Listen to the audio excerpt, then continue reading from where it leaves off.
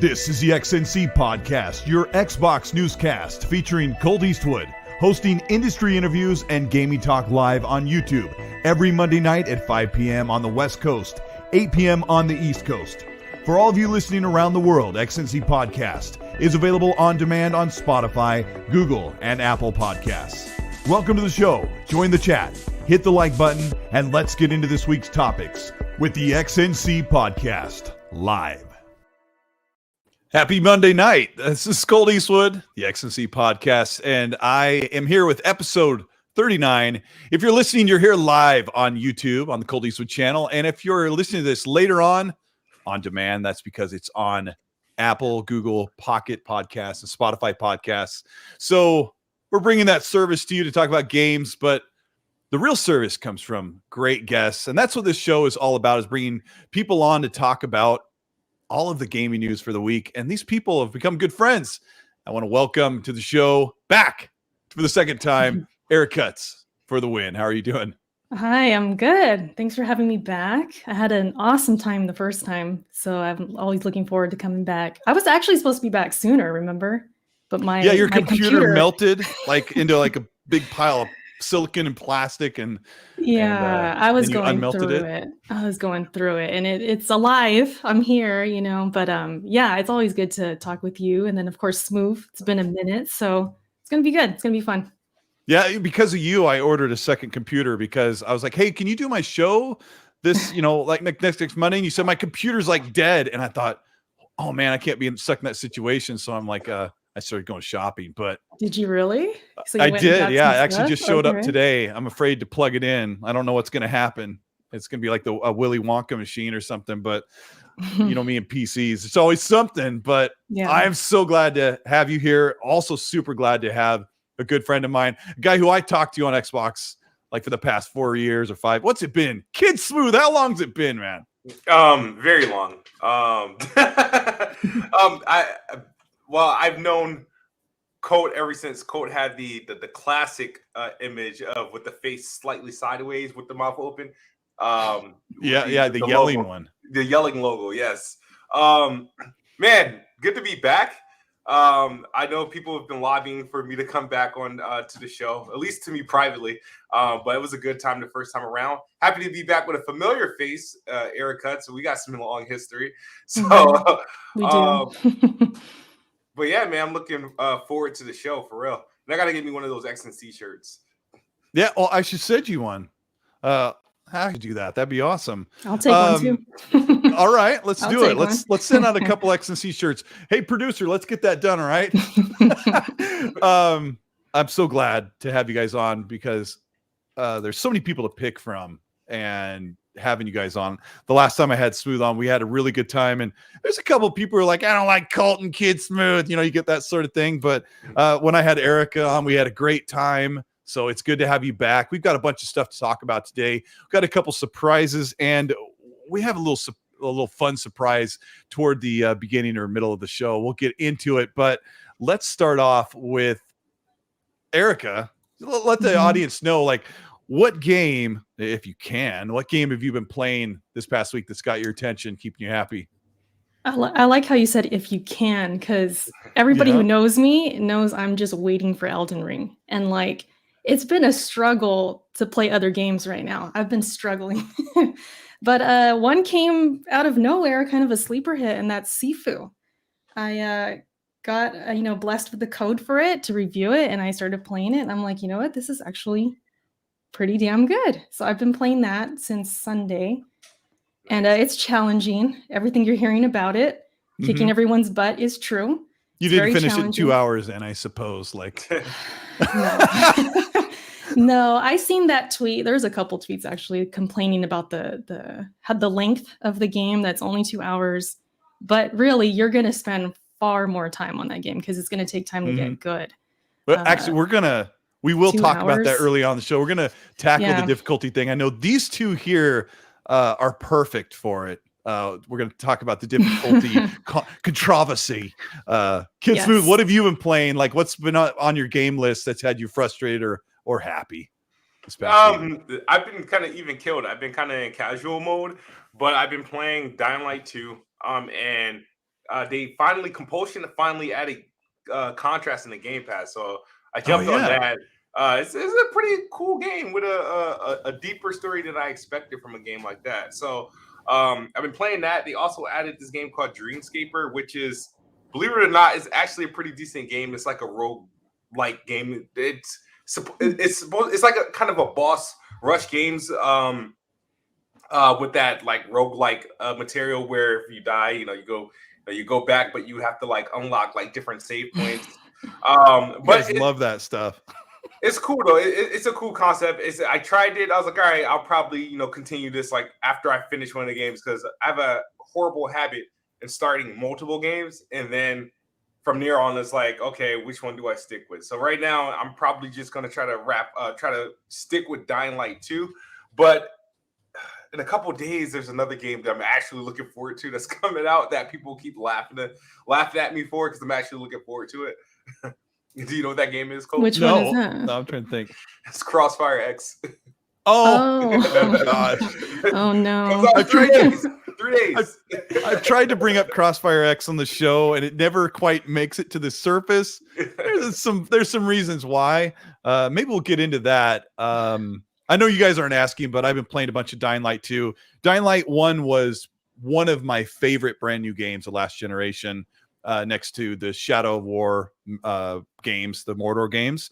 So like I really, really like that. And I kind of realized I like some campy type of stuff. And we're going to get into the Dying Light thing because there's a little controversy about that as well. But before we do, I want to give a shout out to the channel member veterans of the show. We got Wreak Havoc, Rodney Coots, GAAS, Dark CMF, Betamax, Dante Moody, Alex Wilson's Lord Star Killer, Robert Jackson, Gamer McFly, Assassin Lupa, Nano Polymyth, Suicide King, Udani Kazada, Phil, KY Bob, William Lanza, and Matt Burns. And those are names you guys have probably seen all over the podcast. They're amazing all over the podcast scene. They're all over the chats. They're amazing support. And there's so many more. I also want to give a shout out to over 300 people who are watching the show as we get into talking about what's going on. But I guess this takes us right into Dying Light, because I noticed today, kid, that the Series S was trending with almost 70,000 tweets today about the Series S, and it has to do with Dying Light. Do you know what the complaint would be about the Xbox Series S and Dying Light 2? Didn't one of the devs said the Series S GPU is too small, it's holding it back or something like that? Yeah. Yes. So we're gonna get. This is a real touchy subject for people about the Series S, and I've got a couple quotes from him. This is Timon Smetkala. These are tough names to say. They're Polish. I'm pretty sure he's from Poland. He works for Techland. He's a lead designer, and he was trying to explain to people on Twitter that they still had more to do on the game, and they were glad they could get out in time, but things aren't quite ready. And one of the things he said that Kidsmoove just kind of quoted him on was that the Series S GPU is holding them back to make the game only at 30 frames and not at 60. So one thing I have to, this is a big deal, right, Erica? Like, we don't want to play at 30 frames, but you've got a game like Far Cry, which is very similar, open world, first person. The engines are very similar in how they play, but that game runs at almost 1440p 60 on a Series S. Yeah, so have you been in this conversation? Interesting. Me, not really. That's the first I'm hearing of it. I have a Series S, and I don't know what's all in it. You know, I'm not the spec girl. I really have never been. One? I do have an S. Yeah, I have an S because I couldn't find an X. So I'm like, I'll just get the S. It's cool. It's the cutest console ever made. It's so cute. It's so tiny and smooth. I don't know if you know, I haven't had, like, before this console, the last Xbox I had was the OG VCR Xbox One. Okay. So to me, it was like a little bit of a jump, right? All right, so I'm about to say to you, that should be actually like an upgrade then. Yeah, so I was cool with that. I'm like, I'll get the S, no biggie. And I've played, Halo on it in different games, and I do know compared to like PC, obviously it's not going to be the same. It's going to not look as good and stuff like that. So I'm assuming, yes, of course, the X is going to be more powerful and maybe it's going to look better. But to have that drastic of like a drop, because is it 60 frames on the X? I'm assuming. Yeah. So I don't know. That is a big deal, especially since you're saying, Colt, Far Cry can do it easily. It's kind of similar as far as like how big the games are and stuff. That is an issue. I think they should have made it work. They should have made it happen. Like I was a little frustrated, but I tried not to, say anything because I never know which dev is actually going to respond, so that's why I did. So the thing is that because I was a big avid Far Cry 6 fan. I enjoyed that game. I played on both the Series S and X, and I was very impressed because we got Far Cry is completely open world, a lot of gunplay, it has a decent traverse system, but the world is much bigger than Dying Light is, and that game literally is running at 1440p, 60 FPS, a clean lock 60 FPS on the Series S, with the image quality still actually comparable to the PS5 and the Series X on a $300 box too, right? In the PS5 and the Series X, obviously they're able to push up high resolutions through dynamic 4K, but the fact that the Series S was able to hold a resolution above 1080p at 60 FPS on a game like Far Cry, and then you turn around and get like Dying Light 2, which visual wise it's not, I'm not going to say it's a bad looking game, but it's not like we're looking at like Hellblade 2 and like, oh, I understand why it's 30 FPS or something like that. It's literally like, okay. And it's 1080p 30 and like nothing else. And then begs it, what does it run on the Xbox One S or the One X? I haven't bothered to look because I don't know. I'm really cloudy on that because somebody told me that the last gen version wasn't even available at launch or something. I don't know what was going on. The other thing you reminded me, kid, was that we're looking at the Xbox Series S running at 1080p 30. And the PS5 in performance mode is running at 1080p 60. They have the same CPU. So obviously when he says the GPU is holding them back, he later has, did I write down the quote? He later says he fully agreed with someone who said, somebody kind of called out, what's his name?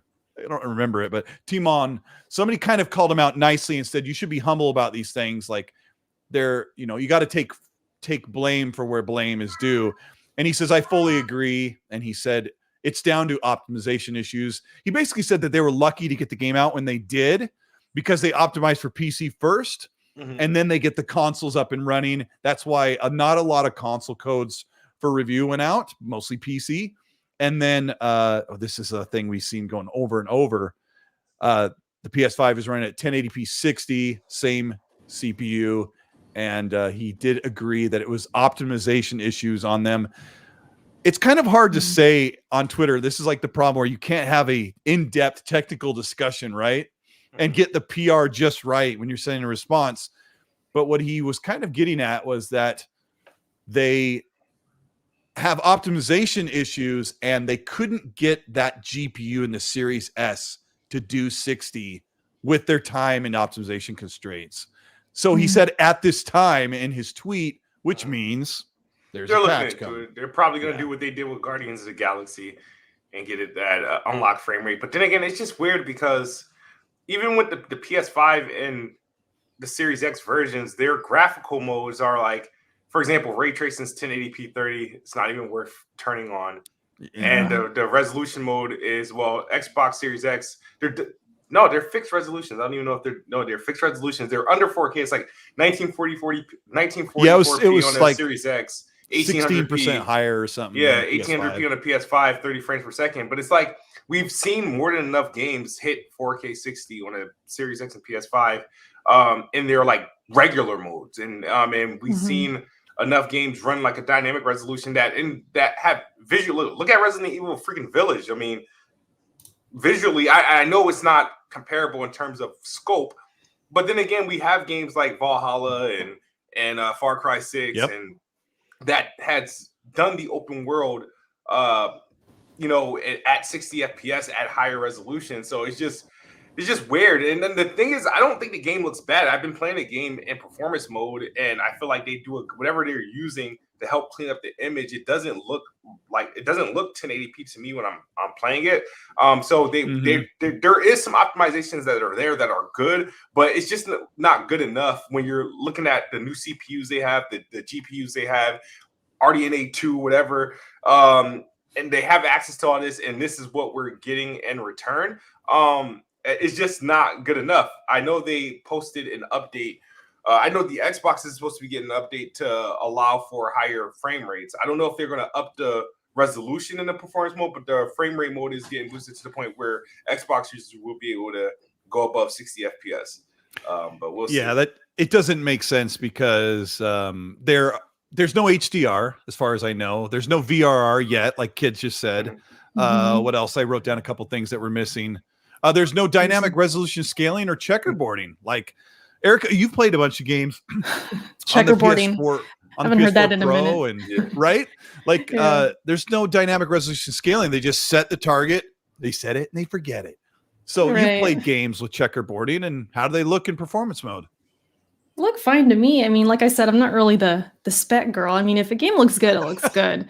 My question though, because I could have sworn you brought up performance mode. Does it not have that on the S? Like, is there no performance Basically, mode? Yes. Right now, there's no performance mode. Option? There's only the best you're getting is 30 frames, and which just really stumped.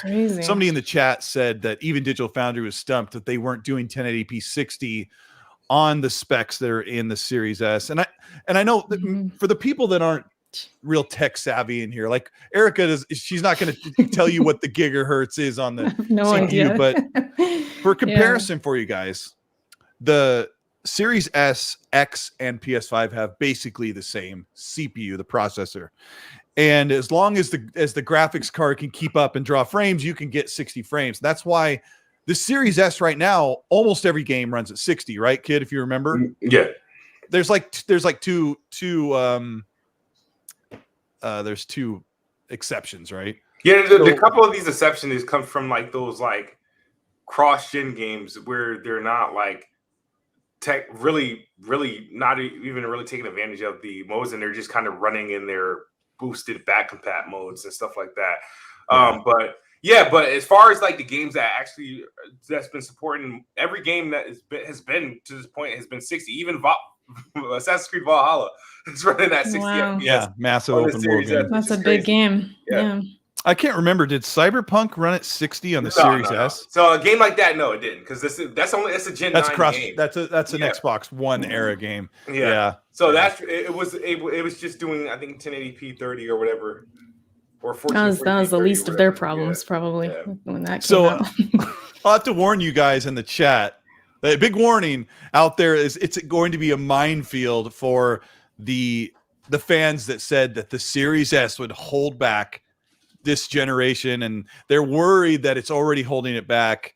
But the tech experts like Digital Foundry, they're like, this should be running at 60. And then we get the lead designer for Techland today admitting that they need more time to optimize, and they're looking into it, which means they probably knew they could hit 60, and they're just not doing anything like dynamic resolution scaling or something to get more performance. But I'm enjoying the game, and I think it does kind of look nice. It looks a little chunky, and some stuff doesn't look super nice, but sometimes like you got to push past a little bit of the rough edges on how games look. The performance is important. Have you played this thing yet, Erica? Have you played Dying Light? No, I have not. It's a first-person campaign. And I forgot what you said about that. But you made it through Halo Infinite, though, right? I did, and that's the thing. I mean, that was, nice performance, and I think that's just so important. I was gonna say, like, she's talking about motion sickness. Game? Yeah, motion sickness. Audience. That's gonna give you motion sickness. All that traversing and shit. Yeah. Dying Light, I have no chance, and I've seen gameplay. I've seen it here and there. But knowing that it's only 30 on the S just makes it worse. It's like there's no way I could play it on there.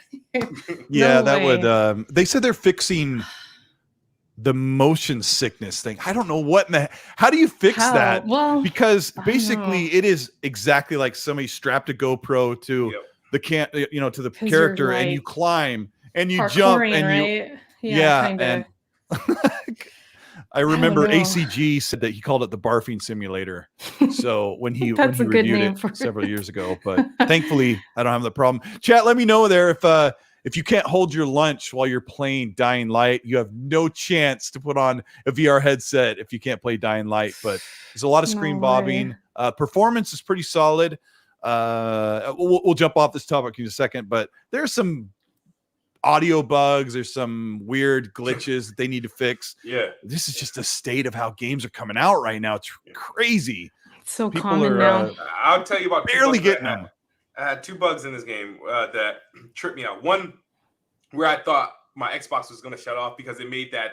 You remember the first time your 360 got like the red ring? No, it was like, right?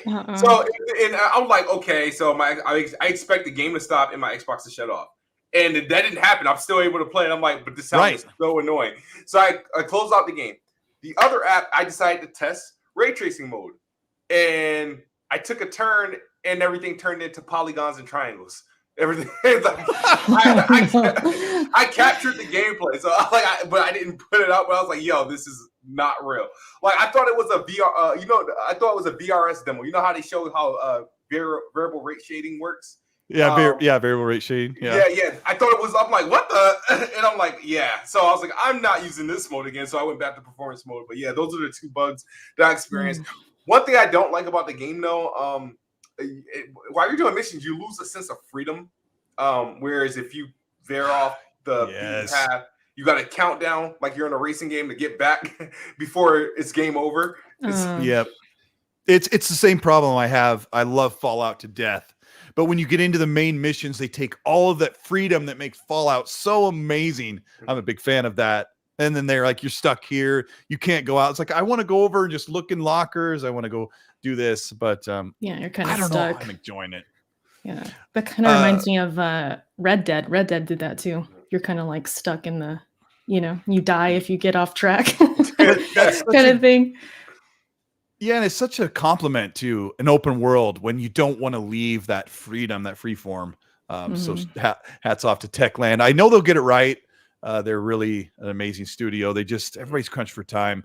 I got a couple supers here. Thanks so much to Mo B with a $5 super. Says Colt with the fire guest today. Everybody show some love and hit that like button. I haven't said that yet, but let's hit the like button if you're having a good time. The like button. Yeah.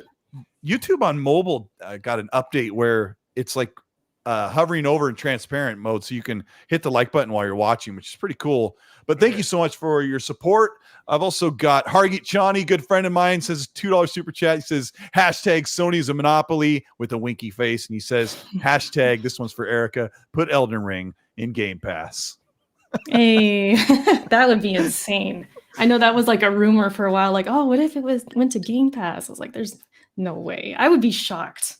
Yeah, that'd be awesome. They've squashed that one, haven't they? Haven't they said something? No, Dying Light was the one that squashed that rumor. Remember the Dying Light rumor? And they came out and squashed that. Elden Ring, I don't know. Like from Soft, I think they're kind of quiet sometimes with stuff like that, but maybe in the future, you never know. The near future, right? So the thing is that I've been watching the trend.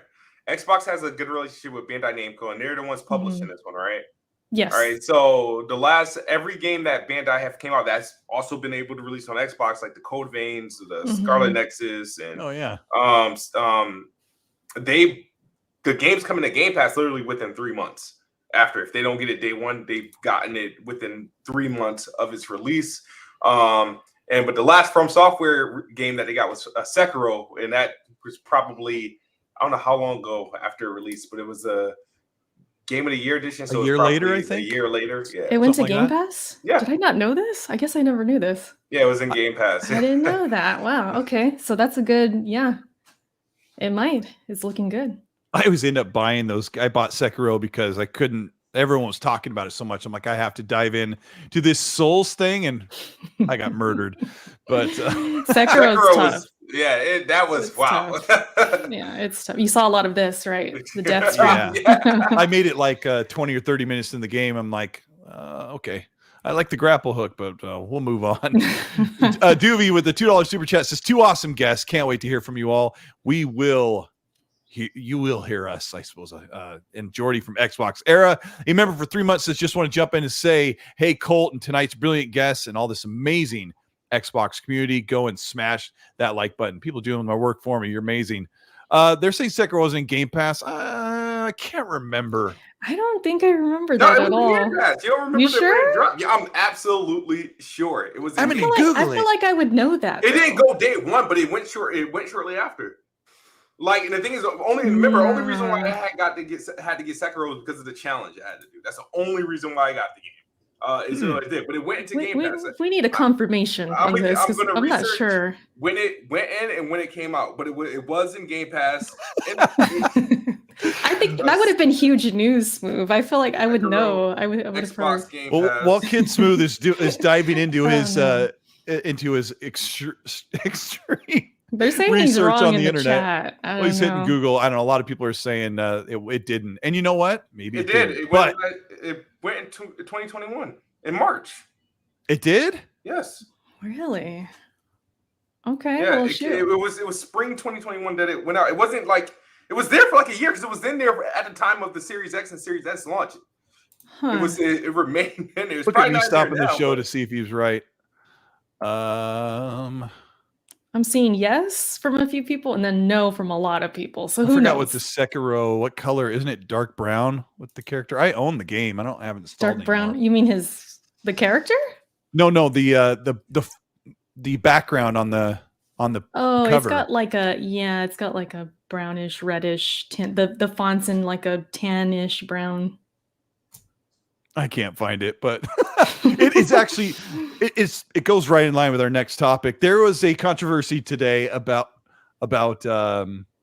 game difficulty. People saying if you're not playing the hardest games, you're a casual gamer. Erica, this is like your wheelhouse. You are you love the torturous, difficult games. Mm-hmm. I want to hear from the elite what you think about. No, don't call me that.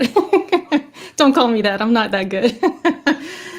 As far as what, like difficulty and remember, in games? Erica, and remember, there are people who won't even get near those games because they're too afraid, like me. But yeah. What is your take on this? Because we hear this every couple months. Every time there's a challenging game, every time there's a new From Software game, challenging game like Sifu, now we're hearing it again. It's that conversation of like, should there be difficulty options? Should there not? Is it, if that's what they intended the art to be a challenging game, leave it alone. And it's like this back and forth thing. I'm of the opinion that it should be what the developers want. If it's one difficulty, that's the game. And if it's too hard, you don't have to play it. There's plenty of other games, I know some, like when it comes to From Software games specifically, some people, when they have this complaint and they want an easy mode, it's because they want to see the story and they want to like go through the game and see the atmosphere, which I don't blame them. They're great games to look at and kind of go through. Mm-hmm. But From Software games don't really have like an in-your-face story. It's all about that overcoming the challenge and fighting those bosses and getting through. And even Miyazaki himself, who creates these games, has said that, where it's like, that's the point of these games, is to challenge you, not to be unfair, but to challenge you so you overcome. And that's his whole motto. And that's the whole like lifeblood of these games. So if you're not down with that, then that's okay. You don't have to play it. It's not for everyone. Not every game is going to be for everyone. There's genres and games that are not for me. Like, I don't feel them. I'm not into them. And I'm not going to go into those genres. Like first person parkour games. Right. I'm not going to go into those games like, hey, this should be third person. This should not make me sick, which I should be able to say that. But you know what I'm saying? Like, I shouldn't be able to go in there and be like, I don't like those guns and weapons. I want it to be like this. That's what they're kind of doing with these challenging games. It's like they're trying to change it from what it is and what the core is. So I am all about, the developers doing what they want to do. And if that's their vision, it's up to me to like it or not. And I happen to like challenging games and From Software games and getting my butt kicked. And I like overcoming. And it's kind of what draws me in to even games like Sifu. It wasn't even on my radar. And then I was hearing all the noise about the challenge. And I'm like, ooh, I got to try this. I got to see it for myself. You want to be tortured. I'm a masochist, right? That's the word. Yeah. There is something to it. Yeah, I do. I think it's just that feeling of like, man, I was struggling with this and I got it done. And it's a good feeling, it's a wonderful feeling. Okay, So I'm all about it. I think I see where you're going with this. I got to ask Kid, because he's at a different part of that situation where he finds himself in these situations where he has to play these brutally difficult games and he's under the gun. People are like hounding over him, watching him on the stream saying, you can't do it, you suck. And he's been able to pull through victorious many times and grab a little bit of cash on the way. I don't know if you know that, chat. Like when I found this out, I was like, what? That's amazing. Kidsmoove, I got to ask you, when you play a game like a Souls or a Bloodborne game, if it's not just hack and slash, like, is part of the satisfaction is that you hack and slashed in a difficult situation and overcame it? Is that what the allure is? Honestly, I can't, because the problem is I try to play these games like a hack and slash and it just doesn't work. Right. When I think of hack and slash, I'm just hacking and slashing my way all the way to the end of the game, right? Where these Souls games like Sekiro and Bloodborne and whatever, they force you to, in these situations where it's all about, like, I don't know if it's skill or luck, muscle memory in terms of like dodging and playing defense a lot. A lot of these games that force you to play slow and methodical. Am I saying it right? Methodical, methodical, right? And I have no patience, right? I can't, and that's where my struggles come from. So it's like I personally didn't grow up playing those type of games. I didn't like those. Those are the games I've like avoided, like back when Tenshu was a thing. Like those things Ninja Gaiden, I didn't like look forward to. I didn't bother those games because I knew those just weren't for me. So it wasn't until recently, till this generation or so, well, last generation, is when I like tried to play them or attempt them serious. And my first Souls experience was Bloodborne, and it happened to be my first and what feels like my only successful one. But despite all the hype around Sekiro, I actually lost that that challenge. Oh, but, yeah, you were so close, right? Yeah. How much did you lose your deadline time to beat the game by? I think the time cap was 40 hours. I think it was 40. Yeah. Yeah. And I got to within the last 3 like bosses, and that kind of like, but I forgot who did me in. It was I don't remember. Who was it that really like kind of screwed me up to the point that like I don't know if it was the boss at the top of the dojo, Genichiro? Yes, like I know I think I have 3 streams dedicated to that fight alone. Damn. Yeah, there was a couple fights. I remember early parts of the game where I would just run into that freaking ape that body slams you all the time. I know he wasn't an ape, but he was like a giant. That was the ogre. You're talking about the ogre. Yeah. And I learned later he wasn't even like a primary boss. Mm-mm. Like the ape with the headless ape.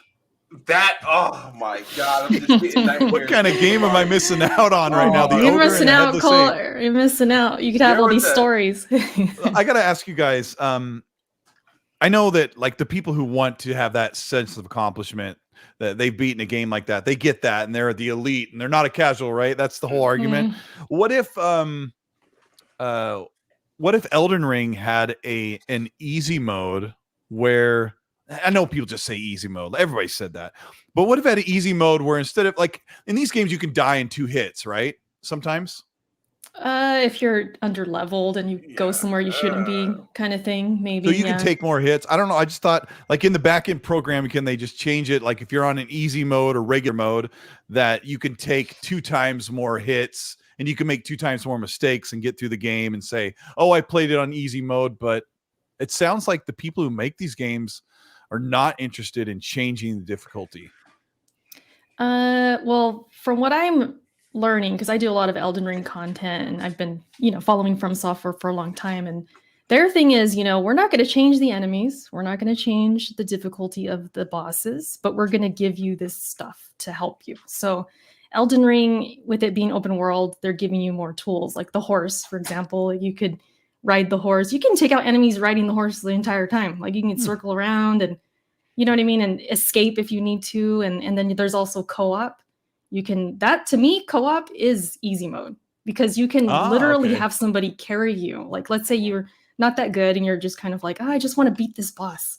Can I just beat it? You can get somebody to come with you who's good and they could help you beat that boss. So there's tools, Ash and Luca did that. She was carrying people and bringing them into the games that she loved. And I remember hearing about that. I have a story with Luca real quick because Luca, I had her come in for Demon Souls. I was like, yeah, let's just play together, like have fun, And we went up against the boss. It was my first time fighting the boss. Next thing I knew, I see the boss's health meter. It's almost done. I'm like, Luca, you took all this away from me. Like she just killed the boss for me. And she was like, oh, I'm sorry. But she was already leveled up, and like compared to me, I guess. And that just goes to show you, like, let's say I needed that, right? She went in there and did it so easily for me and just did it, even though I didn't want that, Luca. we laughed about it, but it just goes to show you that's what you could do if you had to. And in the end, you still get the trophy or achievement. So you're like, oh, I'd say that's all right. Hey, I did it. Yeah. Risk it for the biscuit. Channel member 6 months. He says, such a great show to arrive home for. Cannot wait for Elden Ring. The co-op is a little annoying, but I'll be dying all the way to the end. Awesome. Everybody's excited about that. Danny Passion Official with the $2. Thank you, buddy. He goes, yes, Sekiro is on Game Pass. Game is amazing. The chat, some people in the chat are still saying it's not. Was this shit? I don't think it's still there, but it was there. When it went there, I feel like it was last year or the year before. I'm gonna check. I'm gonna check like everybody's checking. Sin Vendetta, thank you so much for the $5 super chat. It says, to this day, Game Pass has never received a From Software game. If Elden Ring went to Game Pass, it would be the first From Software game to enter Game Pass, according to Sin Vendetta, who is an expert on this. He would know. If I don't know, he would know. So yeah, I trust him. I'm not even going to look. I trust you, Sin. KY Bob, a channel member here for 28 months. I was just talking to him before the show. We were talking all about stuff and games, and I was talking about Dying Light with him, but he says, oh, this is his little joke to me. He goes, the famous Colteastwood folks. We were making fun of that before the show. He goes, here for your viewing pleasure. KY Bob's amazing. And Fire Shadow with an Australian $5. Thank you, Fire. Says, I love a challenge, but Sekiro is the only game that made me want to go outside and suplex a kangaroo. A kangaroo. That's amazing. Wow. So let's shift off to something a little more broad stroked for everybody, but this will just take a minute. But Rockstar finally said they're working on GTA 6. Erica, where is it taking place? When's it coming out? You got to tell me. I've been so out the loop. Like I seen it. I was like, oh, okay, GTA 6. We don't know. I was just going to have you make up. Okay. I'm like thinking, do we know this? Take place? Shoot. I mean, it's a big deal. I mean, I know we knew it's coming, but man, they're making so much money off GTA 5. I just really thought they're going to take their time, and they still are. Who knows when this is coming? I could be 50 by then. Who knows? It makes people wonder how long they've been working on it. Kidsmoove, you played all these GTAs. What's going on with 6? Where is it taking place? How far out do you think they are? And will you get to play as a kangaroo in GTA 6? Yeah, no, I think they've been to a couple places twice. They've been to Liberty City twice. They've been to San Andreas, or at least that area twice. I think they go back to Vice City. I don't know what they call it. I think they go back to Vice City, and if it's not a previous place they've been to, then maybe they go to Chicago or Vegas. I don't know, but I think Vice City. They've already been to Vegas too, but yeah. Mm-hmm. So I say, I think Vice City. I think they're probably about 3 or 4 years out until the game comes out. 3 or 4 years. Mm-hmm. Chat, let me know what you think about GTA 6. I know there was like a rumor or someone made up something and shot it out into the internet that it was going to take place in London. But I think one of the fortes of Rockstar is grabbing the essence of American culture and making fun of it in the game. and they do it so well. Right. I have a long history with the Grand Theft Auto games. You played them a few times, Erica? Yeah, I've played them. It's funny. I remember I was going through footage of because I used to record onto a VCR when I was gaming as a teenager. And my gosh, really? I did. Yeah, it was like YouTube before YouTube, I guess. Like RCA jacks into the yeah, back of the whole thing, the whole thing. VCR. And I recently, my dad's like, "Hey, I found your videos." So I went through them, and GTA was on there. I was like, "Oh my gosh, I was playing GTA way back then." It's so funny. But yeah, I played it like casually. I'm not like a diehard fan of them. I like Red Dead better. But yeah, I mean, I'll definitely check it out. But I think I'm with Smoove. This could be like 4 years out. And like right now, they're on one game a generation. So yeah, indeed, technically they skipped last generation, believe it or not, because GTA 5 is technically 360 PS3, and it's been ported to Xbox One and PS4, and it's going to be ported again to Series X and PS5. So one could ask, could this game be cross-gen?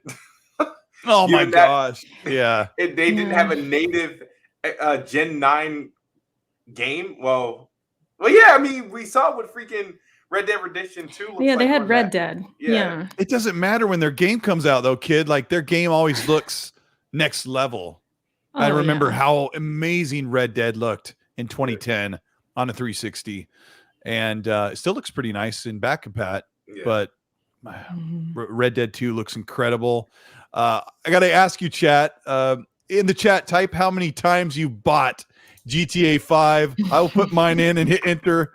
I'm such a sucker. I bought it on 360, and then I went and bought it on the Xbox One version. And then I turned around and bought it on PC so I could play it at 60 frames. And so I beat it like 2.5 times. But I bought it once, and I still haven't beaten it. What? Yeah, I still haven't beaten GTA 5. I mean, GTA 5 is great. I know we make fun of it because the online thing and online's massive, but I'm looking forward to it. Rockstar is incredible. They need to do something with Max Payne. They need to just crank out more games, but what they do works. I mean, you see it in the attention to detail that they have. Yeah, it takes forever, but I mean, the smallest things you see in those games, you're just like, wow. It's crazy. Mm-hmm. Yeah, I'm just this whole remaster that's coming out next year or at the end of the year, I think. For GTA 5? That's next month. It's like the new Skyrim. Month? Yeah. It's like Skyrim all over, but sells way more. Oh, I'm going to guarantee that game looks like my PC version that I bought like 3 years ago. And that's probably. not even that's not a bragging whatsoever. But don't let me buy it, guys. Do not let me.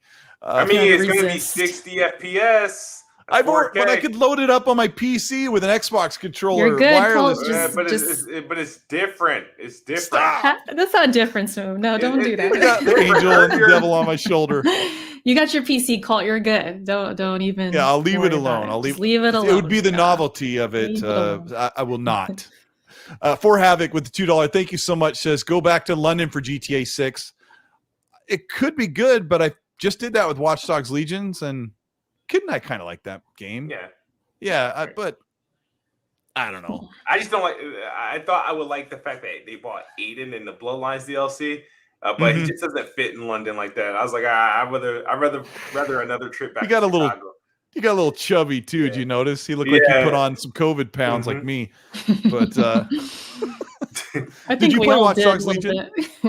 Not Legion. I played the first one, which was a dope game. I learned to appreciate that game much later. The first one? Dope game, yes, very dope. Yeah, I had some fun here there with 2, but the characters drove me crazy. I liked Marcus. 2 was so quirky, man. I don't like San Francisco. Oh, you're not from San Francisco, what was right? the main guy's name? I'm not Marcus from there, but that is my state. But I could see why you wouldn't like it or it'd be annoying. Yeah, there's just too many weird hip people in that game. I was like, nobody acts like this. Nobody acts like this. Let's see. We got Lord Starkiller X says with a $10. Thank you so much, Lord Starkiller. He's amazing. I just sent him an XNC sweatshirt. I think it was.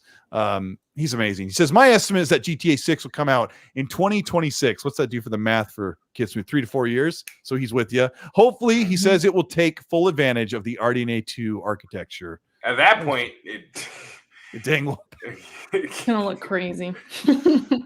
Risk it for the biscuit with Australian $3 says they monetize the bejesus out of GTA 5. I'm worried. Well, I mean, they're gonna have an online. Here's my prediction, guys. My prediction is that GTA 6 online will not do as well because they've had an off and on with their online. Like they put out online here, like GTA 4's was pretty cool, but GTA 5 is really good. They could, maybe they missed something on this one, but I hope it goes well. Maybe. We'll see. 4 was actually did some really cool stuff. I wish was carried over to 5, but KY Bob, what's that? Sorry, go ahead. No. I was just gonna say, unless you throw Red Dead in there, is kind of like the in between. Oh yeah, that wasn't that great. Right? Yeah, you're right. Did you guys play Red Dead Online? I did. Not. The first one? Yeah, it did some. It had like the where you had a character that you kind of like would. I had like the ascot, and I looked really fancy. Yeah, the first one was fun. The second one I didn't like too much. I didn't like the second one. So that's kind of where I'm getting at with the off and on. I liked the first one. Red Dead 2's online wasn't good. GTA 5's online was really good, even though we make fun of it, right? But I've never laughed so hard playing GTA online with friends. Back in the day, I was driving in like a little white Acura style car, and it got so beat up. If you were online, I don't know if you guys remember this, your car could only take so much damage in the campaign. It was smoking and stopped running. But for some reason, when you were online, it would go until it looked like a soda can. It was like hardly had any wheels. We were still driving. We were laughing our heads off. And that's funny. Can't get those days back. But KY Bob with the $5 says, don't forget about the complete remake of Saints Row, the reboot. That's coming. That's going to be fire. I think Saints Row looks pretty fun. Erica, have you seen this Saints Row trailer? Oh yeah, there was a girl. They took my likeness. There's a girl in there that looks like me. I'm like, that's I'm gonna go me. Look that up. No, I mean she kind of does. But yeah, it looks interesting. I've played Saints Row before. It's kind of quirky and kind of goofy and stuff, and I could go for that. It might be fun. As long what as about it's you, kid? finished, Are you on the I have to make fun of it train? My thing with Saints Row, see here I am looking for Erica in the game. So you're trying to yeah, I see it. It's right in the first screenshot in the store. Yeah. Yep. Now I'm gonna look it up. It looks interesting. I need royalties. I enjoyed the Saints Row games. It's just that I'm more of a fan of when they used to like clone GTA, and I felt like that was like the best version because I found myself liking it more than GTA back then when it was like a whole gangster thing. Like these ones, it's just like it just seems like an arcade sandbox game now. Is what I get the vibes from because I did not like Saints Row 4 or 5. I did not like those games. 3 and 4, 3 and 4. Yeah, 3 and 4. I didn't like the those. aliens. I didn't like. Yeah, it just kind of got really whack. I didn't like. Walking around as a dildo or anything like that. It wasn't my style. You didn't like that? But there's a hoverboard in this one or something. Yeah, I think you nailed it, kid. It's going to be kind of a goofy sandbox game more than anything. But I feel like it's going to be like Watch Dogs Legion, and I like Watch Dogs Legion, but I already had that, so it just feel like Watch Dogs Legion and based in maybe America, everything's going to be like Gen Z-ish, like you know what I mean? Like I don't know. Yeah, I might like it, but I'm just saying it's just that it's not what I wanted. When I heard they were rebooting the series, I thought they were going to go back to like its core. But yeah. Let's see. I've got something a little different. We're going to change gears here if I can get this set up right. It's not the button. Come on now. Oh, I have to add this. A lot about how Mike. All right, so there's your little preview as I get the right. There it is. There we go. Welcome to the XNC Podcast, where Colteastwood is flying by the seat of his pants, trying to get everything running in real time. But I talked to these two behind the scenes about taking on this Adam Conover thing, and I think we're going to have a good time with this because he says quite a few things that have been echoed a lot in the industry. And he says quite a few things that people argue about in the industry. So we're going to jump into this. I'm going to try and do this here. I'll kind of adjust the volume as it goes. But what we're going to do is we're going to listen to what he has to say, and I'm going to stop it so that we can comment, because a lot of people have heard this rant. It kind of went viral over the weekend in its own way, and we're going to tackle it. So Adam Conover, what's that? I'm not going to lie. I thought that was Corey Barlog first. Well, I thought it was Alton Brown from the Food Network at first. Which I'm a big fan that of. does look like him. Yeah. Wow. I can't. So it does. I have to admit, like, I don't know who this guy is as a comedian. I wasn't aware of his show. He's very charismatic, has a good delivery, but he just says things that we hear that just we're going to see if they're true or not. So here we go. Well, what was I going to say? Yeah, so he had a show called Adam Ruins Everything. It got canceled. One of the reasons it got canceled is because AT&T did a buyout, acquisition, and merger that led to the cancellation of his show. So keep that in mind as he talks about this evil acquisition and merger game that's going on in the industry. And I'll try to do this, and here we go. Microsoft just bought Activision, one of the world's largest video game publishers, and I think that news is a lot more frightening than most people realize. Like, I see people worrying, oh, what if they make Call of Duty an Xbox exclusive? But that's not the issue. The issue is that Microsoft can use Activision to undercut the rest of the entire video game industry and build a monopoly. See, most publishers sell their games for $60 or $70, which they have to do because the games cost hundreds of millions of dollars to make and years of effort. But Okay, I don't know how choppy or if that's running smooth, and as long as you can hear it, but kids would take a crack at this first. He's talking about how they bought Activision and PlayStation can only sell you games for $70. Yeah, so his whole thing about undercutting the industry is I feel like he's limiting the industry literally to Xbox and PlayStation. With this, it's like everybody's still going to be able to thrive. Your EA, your Ubisofts, your Take-Twos and whatever, your Tencents and Embracer, they are all going to be able to sell games and compete in this space. The whole thing about, games have to be $60 or $70 because games cost a lot of money to make is as if he is like forgot that the complaints we had because games were going up to $70. And I feel like, and you're going to probably play it next since he didn't say it yet, but some of the things he said about, Microsoft giving us access to these games for like dirt cheap, as if I'm like, wait a minute, am I supposed to view that as a bad thing? Like, I'm not, like, it's like he wants us to revolt and rebel against cheaper games. Like, in terms of like, you're really about to cap for games being $60 or $70. I was like, show me the bad thing, but like, I don't know. Yeah, so that sort of like frustrated me there. And then like what he says next is what really annoys me, but I'll let Erica. Okay. Erica, do you have anything to say on what he said so far? I mean, this is the first time I'm seeing it. I told you that when we were starting the show. That's right. I forgot. First time. Yeah. Every time I just see anything about this whole, Microsoft's going to become a monopoly and this is really bad for the industry, I always just think of that chart that I saw. It's like a pie chart type of thing where it looks like, just think of it like a pizza. Microsoft really literally has like a slice, like one slice. And it's like all the companies that are owned by all these different corporations and stuff, the Ubisofts, all that stuff. And I just always think of that chart where Microsoft really doesn't have as much as we think they have, because they're like you said, Smoove, he's thinking of it just PlayStation and Microsoft and forgetting all these other companies that are owned by someone else, So yeah, that's just kind of where I am with it. It's like anytime I see this guy or whatever, this argument, it's like, I know there's more to it. It's not so black and white like this. So that's all I'm gonna say for now. Okay, I'll track on to his next. This is a 3-minute clip.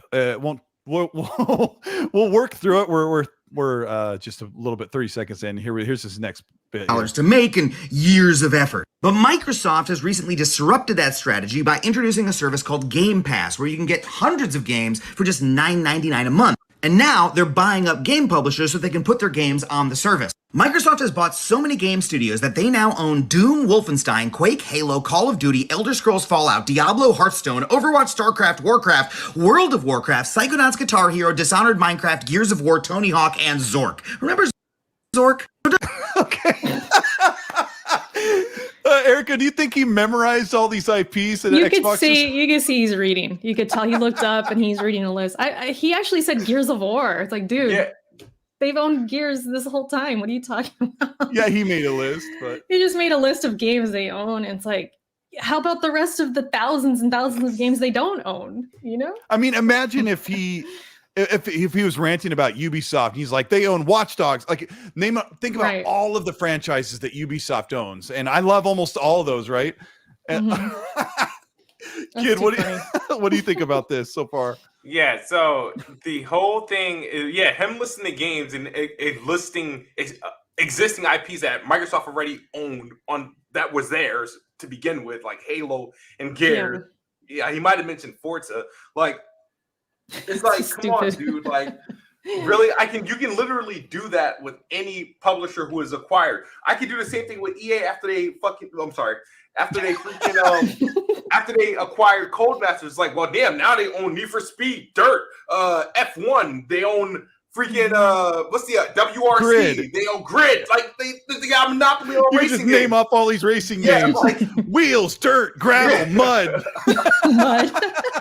puddle, mud. Yeah. Oh, it's like okay, I'm waiting for it. It's like, okay, what's the problem? Every publisher has a list of IPs, known IPs that they own. I mean, there's, like I said, there's plenty to go around.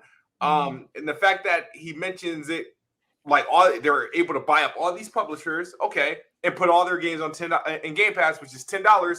I'm sitting there like, okay, where's the problem? I was like, because you told me on one hand the games will cost $60 or $70, and you're telling me this company's bad for putting these games on a service that costs $10. Like, where am I supposed to be mad? You know what? You know what this guy, somebody like this guy, somebody like Adam was probably saying 2 or 3 years ago that Xbox only has. What did they say, kid? That Xbox only has Halo, Gears, and Forza. That's true. Yeah.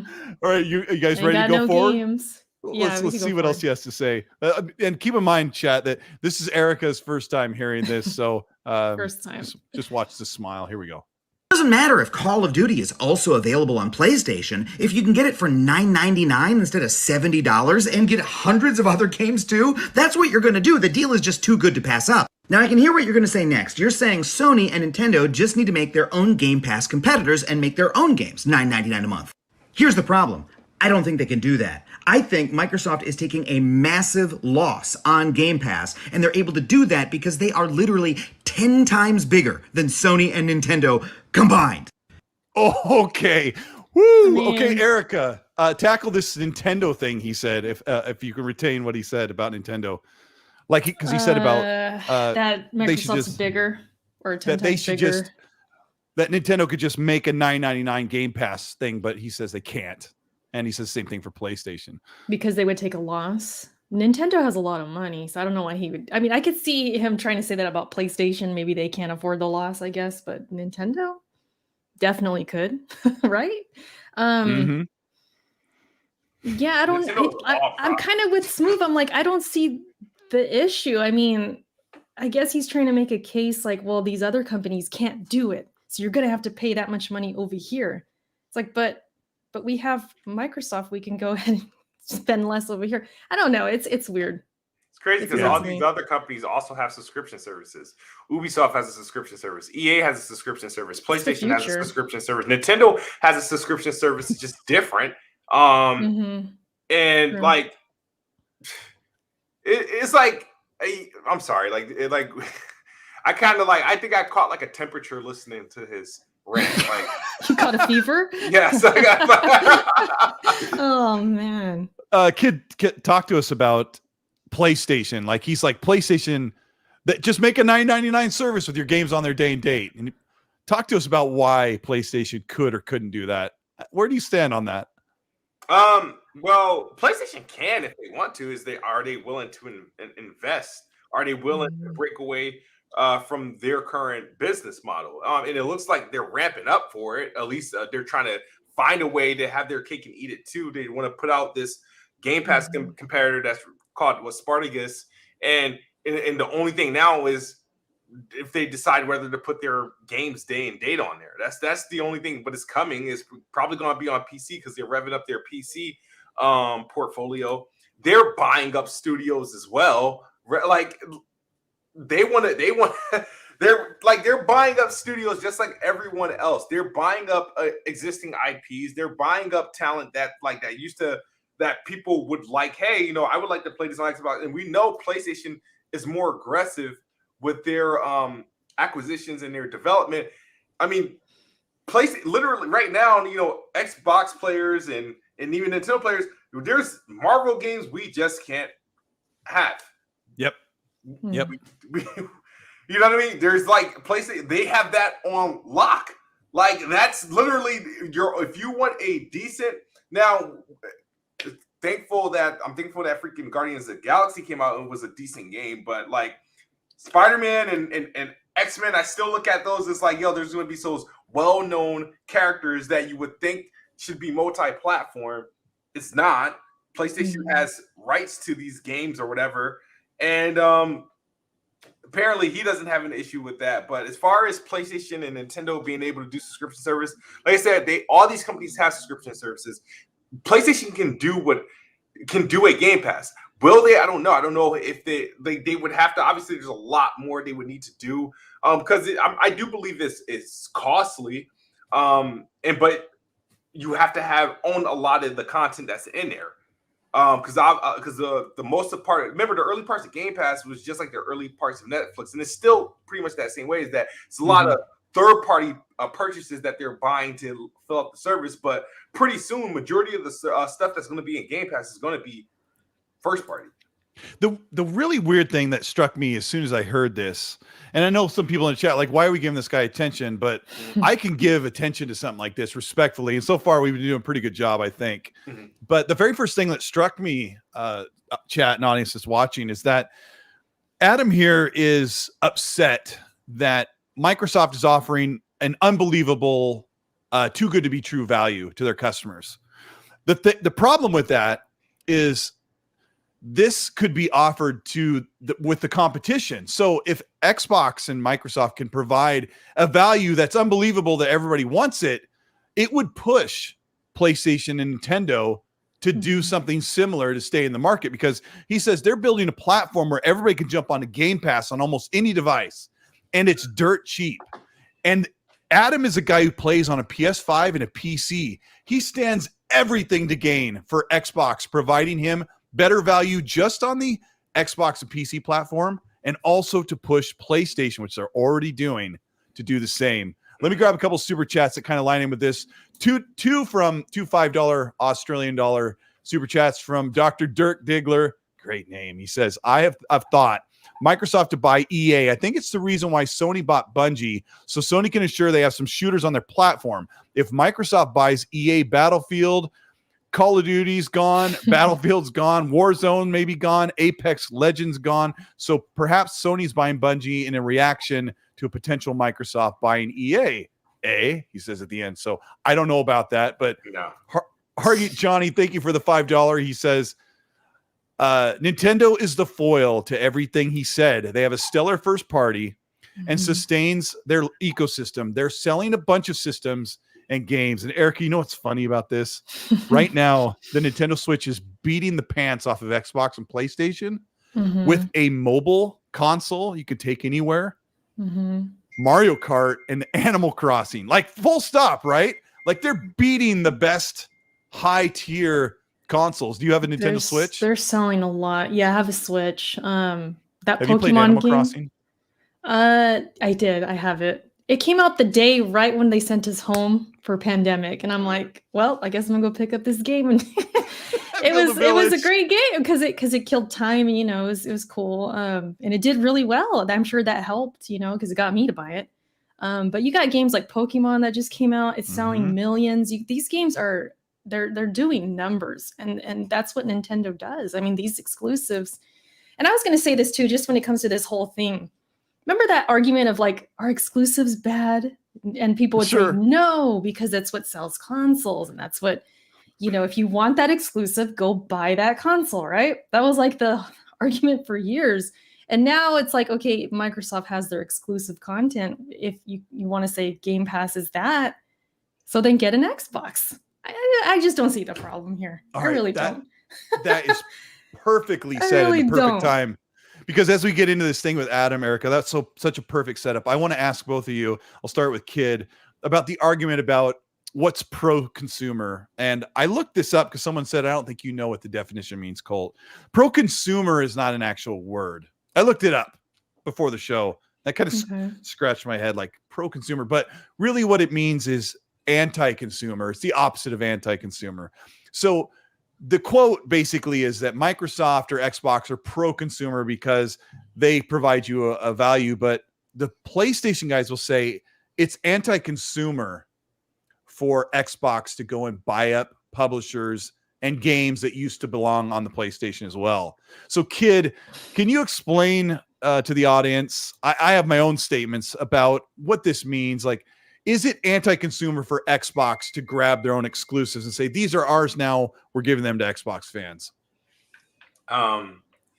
It's not anti-consumer. It's pro-consumer because it's pro-Xbox consumers.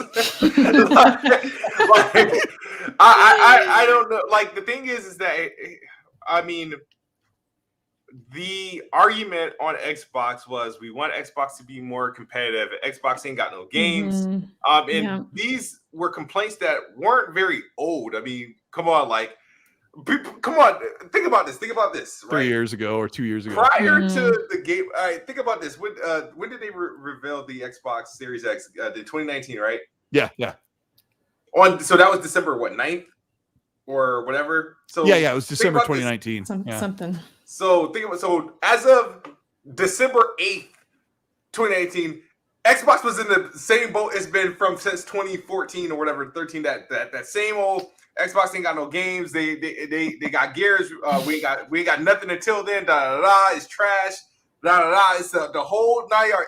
Nothing Xbox. Nothing has, like, Xbox has nothing. Crackdown is still the coin game, the token game to make fun of.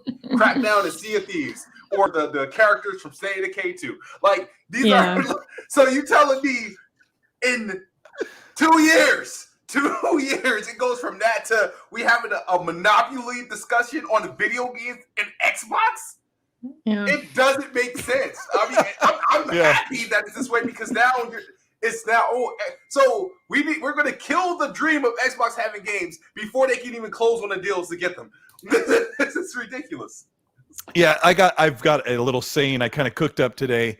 I told somebody who tried to start an argument with me about the anti-consumer thing, and I said, let's pretend pro-consumer is a word for all of you learned, college degree, PhDs right out there. Pro-consumer is not the responsibility of PlayStation on Xbox. The best way to put that is when someone says they're not pro-consumer, they're taking games away from PlayStation. And I said, hey, buddy, it's not Xbox's job to bring pro-consumer things to PlayStation. That's Sony's job. Yeah. It's Sony's job to go out, acquire studios, build studios, buy studios, and buy money-hat third-party games, which they've been doing for years, for decades. They've been money-hatting games to bring games to their platform. So if a game like Starfield suddenly is not on your PlayStation, that's not anti-consumer.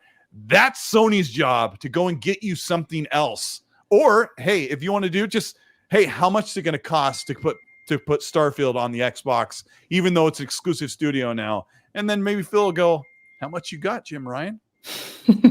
So what do you think, Erica? Do you think I'm out of line? Like, where does this pro-consumer thing land? I want to add this about the pro-consumer thing. If we could argue Microsoft is the most pro-consumer, their games are on PC. Game Pass alone is an amazing deal. Mm-hmm. Backwards compatibility. Yep. You got all the different systems, whether you have an S like me or an Xbox One S, we're playing the same game, right? Yep. Nintendo, no back compat. They have a Nintendo, a store that they add a couple games in from like Nintendo. I don't even know what they Super have on there. Nintendo and 64. Yeah, and it's like games nobody cares about, nobody wants. Their virtual console isn't, well, for the most part. I know. They could do way more with their virtual console. They don't do it. They don't even have voice chat, messaging. You know what I mean? There's so many things about Nintendo I can go off on a tangent and just complain because they're just, and they're still killing it. And they'll resell the same game for $60 2 years later or something like that, make you buy it again for the next console where you know what I mean? There's just so many things. And PlayStation, yeah, they have PlayStation Now. They have, it's a little better than Nintendo's situation, but we could argue Microsoft is the most pro-consumer. And when you look at it that way, how Phil and their messaging is all about you play anywhere, right? Where, we all win and all that. I forget the slogan, but when everyone plays, what is it? When everyone plays, we all win. We all win or something like that. Right, yeah. So it's all about this, like, I know the term was like kumbaya, but it is kind of happening, I can play Halo on my PC or I could play it on my Xbox Series S. They're everywhere, I can do what I want. You can play on your phones too. So it's just, I actually stole a banger line from Randall Thor 19. I was on the phone with him today and he said, this acquisition thing for Xbox is only bad if you only play on a PlayStation. And of course you leave Nintendo out of it because Nintendo doesn't get the majority games anyway because of the way their thing's set up, right? But when you look at it, PlayStation, Nintendo, or PlayStation and Xbox and PC, like if you're mad about the merger and acquisition, it's probably because you only want to play on a PlayStation. And shout out to Ashtray Gaming who said, get Adam off the screen. He's a good friend of mine. He's hilarious. I know. Come on. Just pretend it's Alton Brown. He's going to show us how to whip up the best egg whites to make amazing frosting. And we'll. I am getting hungry too. So I know I am too. We'll try to get through this together. Let me grab a couple supers here that are kind of lining up here. Lord Star Killer, thank you so much for the $10. Says Adam has no idea what a monopoly is. He's correct. Hoag's Law explained it in my show a couple weeks ago. Lord Starkiller says he does not realize how big the gaming industry is. Microsoft will only have a small piece, about 10% of the market share after Activision Blizzard acquisition. And remember, Kidsmoove, that Satya Nadella said, we're still in third place. Yeah. Right? Yep. And he doesn't mean Nintendo and PlayStation. He means Tencent, PlayStation, and what else? Amazon or something. I don't know what it was, but let's get back to Adam's wonderful rant. Here we go. Nintendo makes video games and playing cards. Sony makes video games and headphones. Microsoft makes video games, the operating system that every computer in the world runs on, and the web services that every website in the world run on. They are one of the biggest companies in the world, and that means that they can use their massive cash reserves to subsidize their video game service forever. Absolutely. Like, isn't this the whole sustainable argument, guys? It's that like, they're using their So, like, is that a bad thing, kid? That he says that they have so much money they can provide a value for you and make money in other places to make that possible. I mean, imagine as a customer complaining. How can we do? Can you guys think of some type of analogy off the top of your head? Like if you were buying a car, like if they were going to provide you some type of really big cost savings because they had their money moving some other way, like would you go, well, but I want to pay full price because it makes me feel better.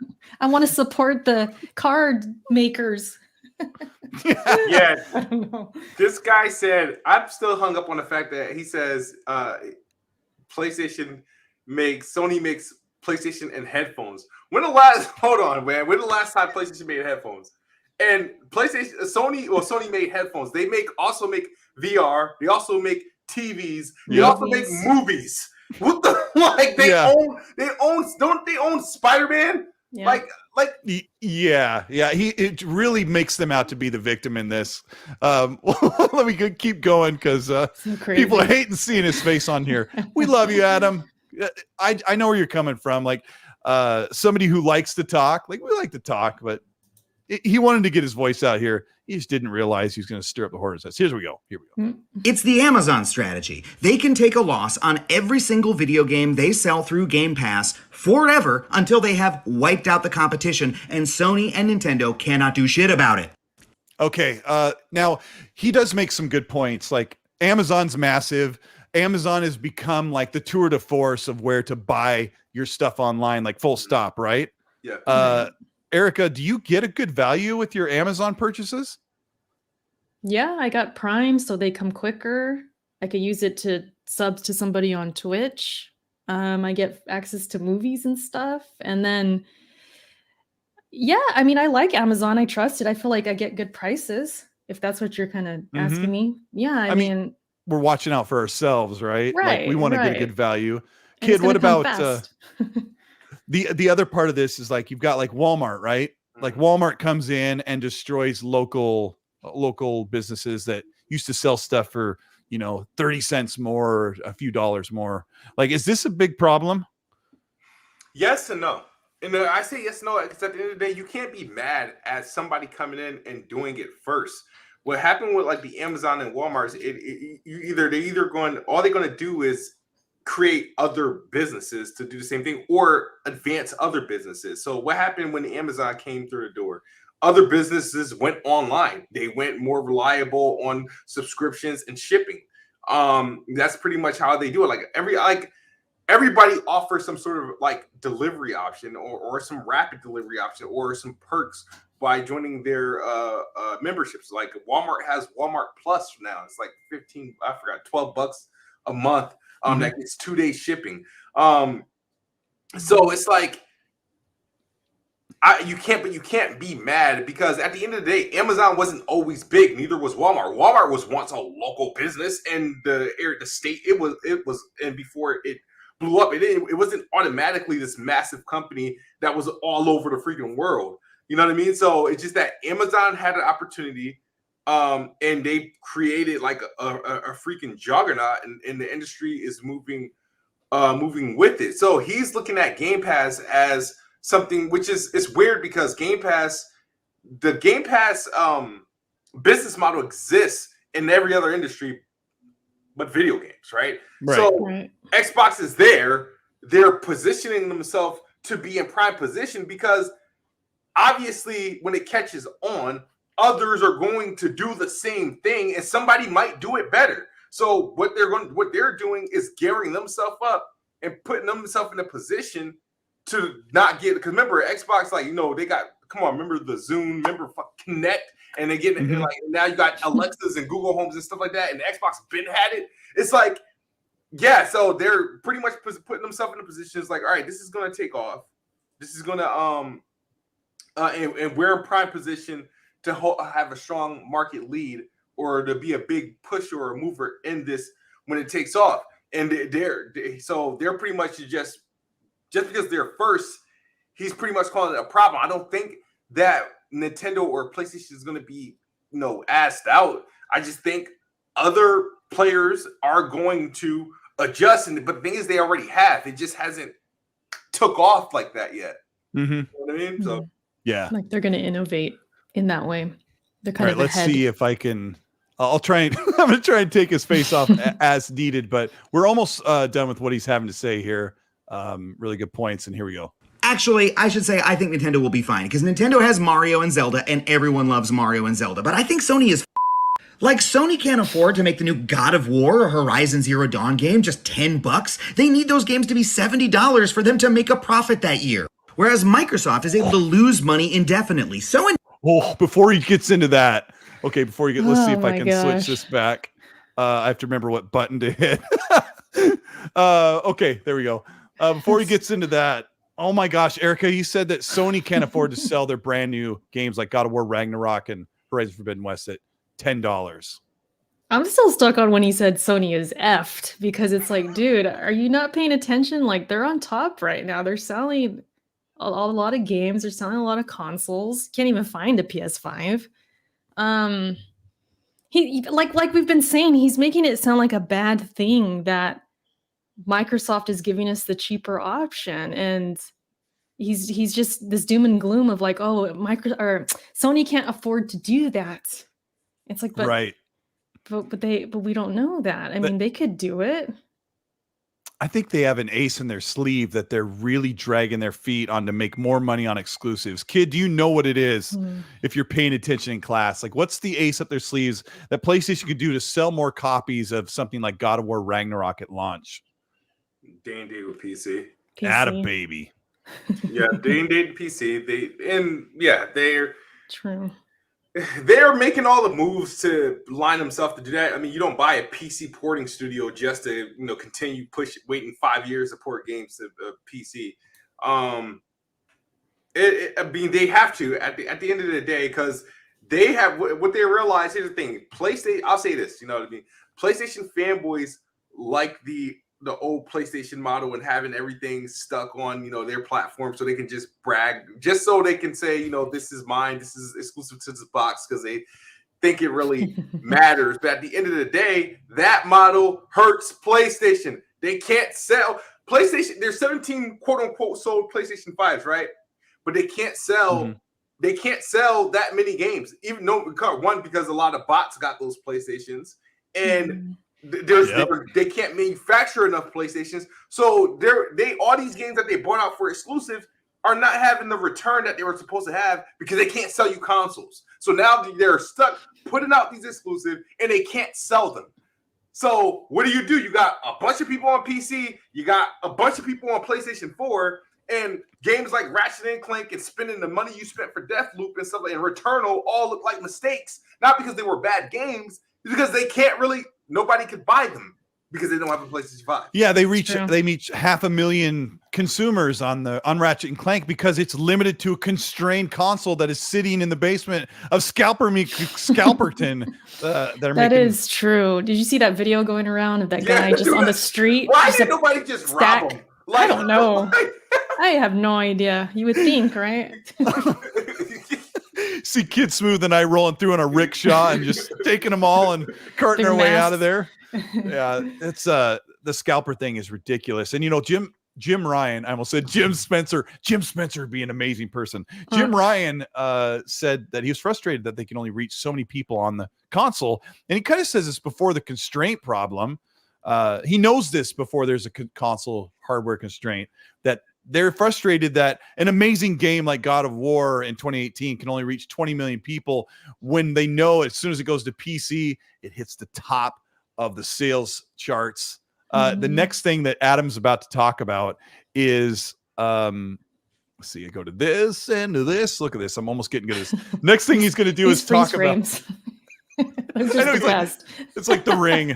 They're the picture in the Ring. So it was scary. He's going to make fun of All Access. This is going to be a short part. Before you hit play, though, the reason why I keep watching these videos from him is the whole rapid head movement. Right. It sends me into like another gear. It's just like, and there was this one dude that drew glasses on his face, and he was making fun of him because he was just going like, I freaking lost my shit watching that, dude. You totally like break your headphones doing that. Yeah. I mean, he's animated, he's a comedian, so you got to give him props for being charismatic, right? Yeah. Let's play this Xbox All Access. This is something we don't talk about often because I just buy my stuff, but here it goes.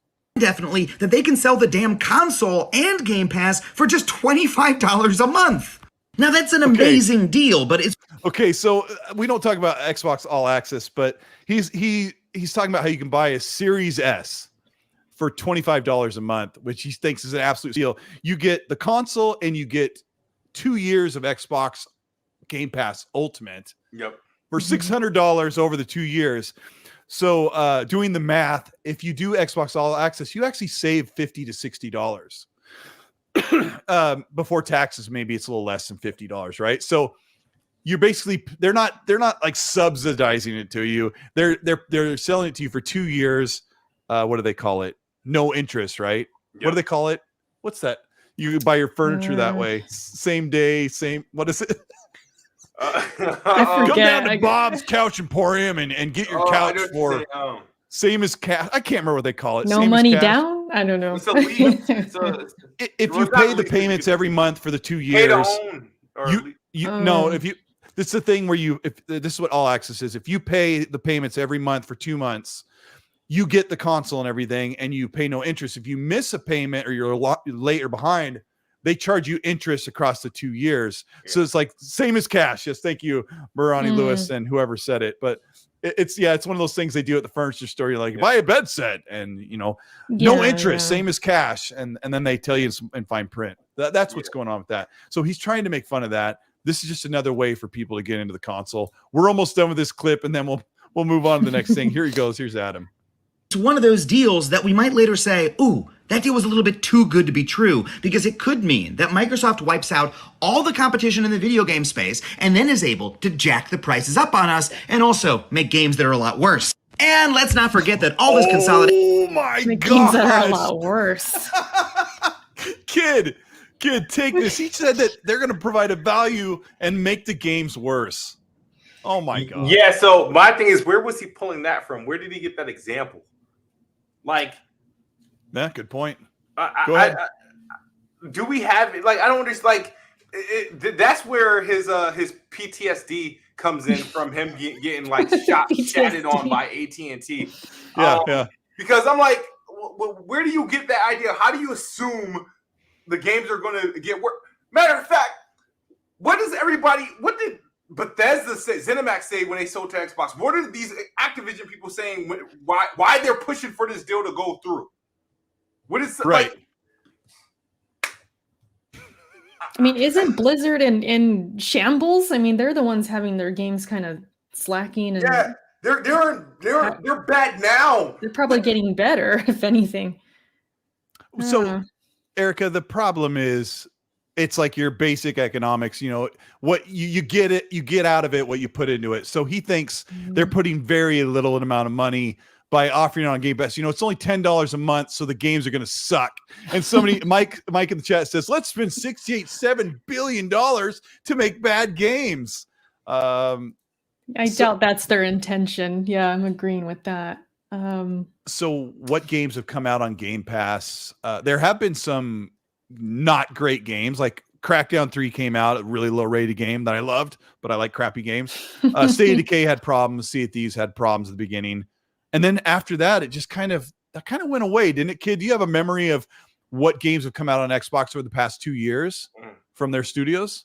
From their studios, well, you got to think about it. Those games were before Xbox bought any of those studios. Yeah, I'm talking about like after 2019 and on. Like what? Yeah. From 2019 and on, it was just kind of actually hits. It started. So what happened in 2019? You got Gears 5 came out.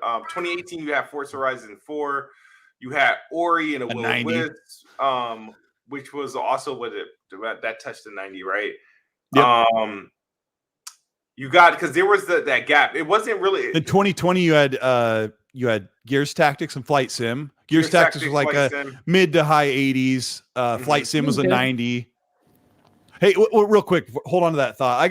I haven't been kind of doing the business part, but this is the XNC Podcast. If you're just joining us, I'm Colteastwood, and I'm hosting here with Eric Cuts for the Win and Kidsmoove, and they both run a podcast on YouTube.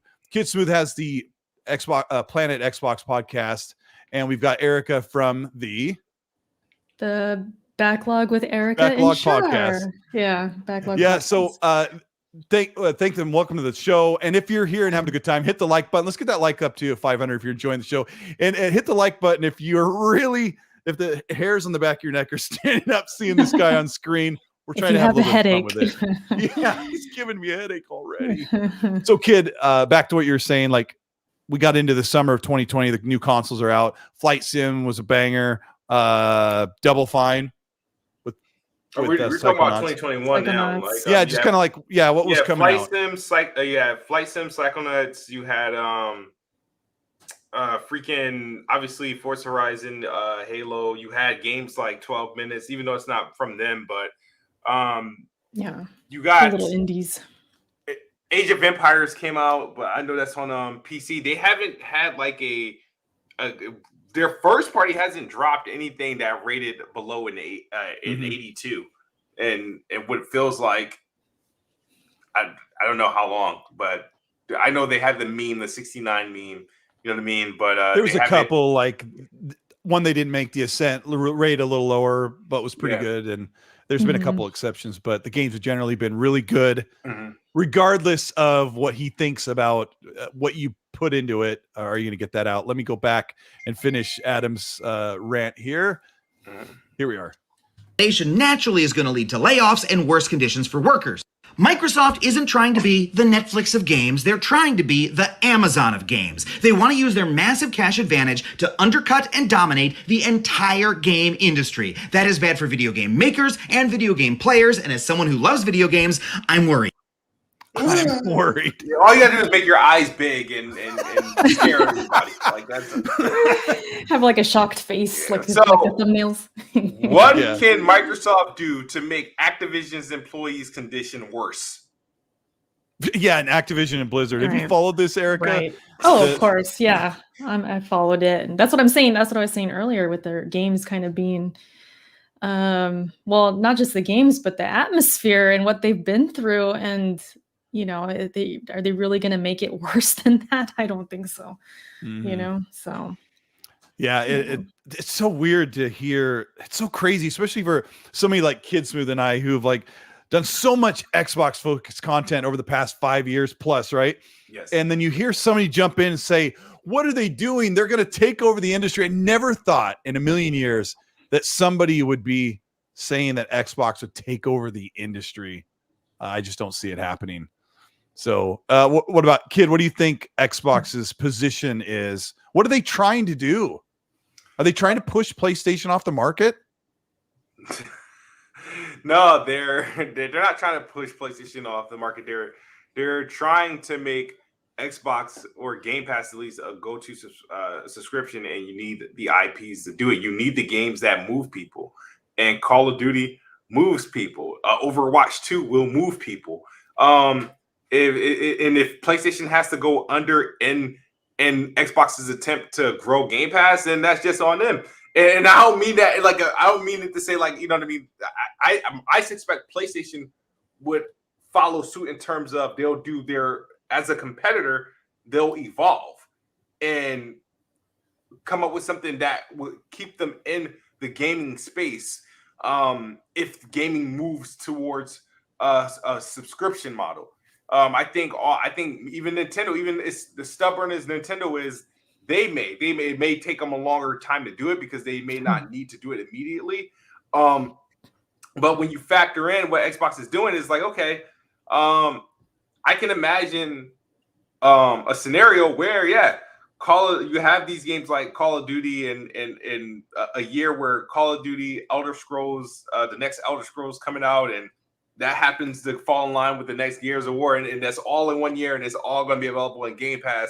And a person on PlayStation is like, damn, like Xbox now has like a bunch of IPs that typically they would have to buy marketing deals for. These publishers have their own marketing dollars. Nothing's going to stop. Remember, Cole, our biggest complaint about Xbox is what? Lack of marketing for their big games, right? Oh, yeah. Yeah. That's not going to be a problem with Call of Duty. Their Activision division will be marketing Call of Duty. The ZeniMax Starfield's going to get its marketing. You know they'll do their own marketing, their own publishing like efforts. That. So, a year that happens, and like that's going to draw. Every year is going to be a record growth year or growth quarter for Game Pass when a game like Call of Duty is launching, or a game like Overwatch 2 is coming out, or the next Elder Scrolls is coming out. I think even Starfield, if they do the marketing right, is going to turn out big for them in that case. And in this, obviously, things are going to fall in line with that. More console sales, more Game Pass subscriptions, more players logging on, and more active users. And that's going to have a trifecta. It's going to have a multi-purpose effect. And once that occurs, I mean, that's gonna move people. People are gonna stop either, like, decisions for like a PlayStation versus an Xbox are gonna be like kind of like a no-brainer if they don't do anything about it. So if you can't get the content and you're not gonna put Game Pass on your platform, you got to do something. Okay, Well, here's PlayStation Game Pass, and it's going to have God of War. It's going to have Gran Turismo and that stuff day one. You can either play it on your PlayStation, you can play it on PC, or you can play it on our Sony branded TVs because they already had the infrastructure with PSNow, and they kind of shut that down. They can do it. They have the infrastructure to do it. It's just, is Sony afraid to make a risk like that? And I know people praise Sony for all the risks they take on games, but are they willing to make a risk like that to compete with Microsoft and Xbox to that level? Yeah, that's a really good point right there. Yeah, it is very well said. I got to ask Erica, is PlayStation afraid of Xbox's? Are they afraid? I don't know. I think because they're doing so well, they at this moment they don't need to like struggle to do something. You know, that's always the argument. Like, oh, is Sony in trouble? How are they gonna fight back? And it's just like they're kind of killing it right now. They're doing their thing.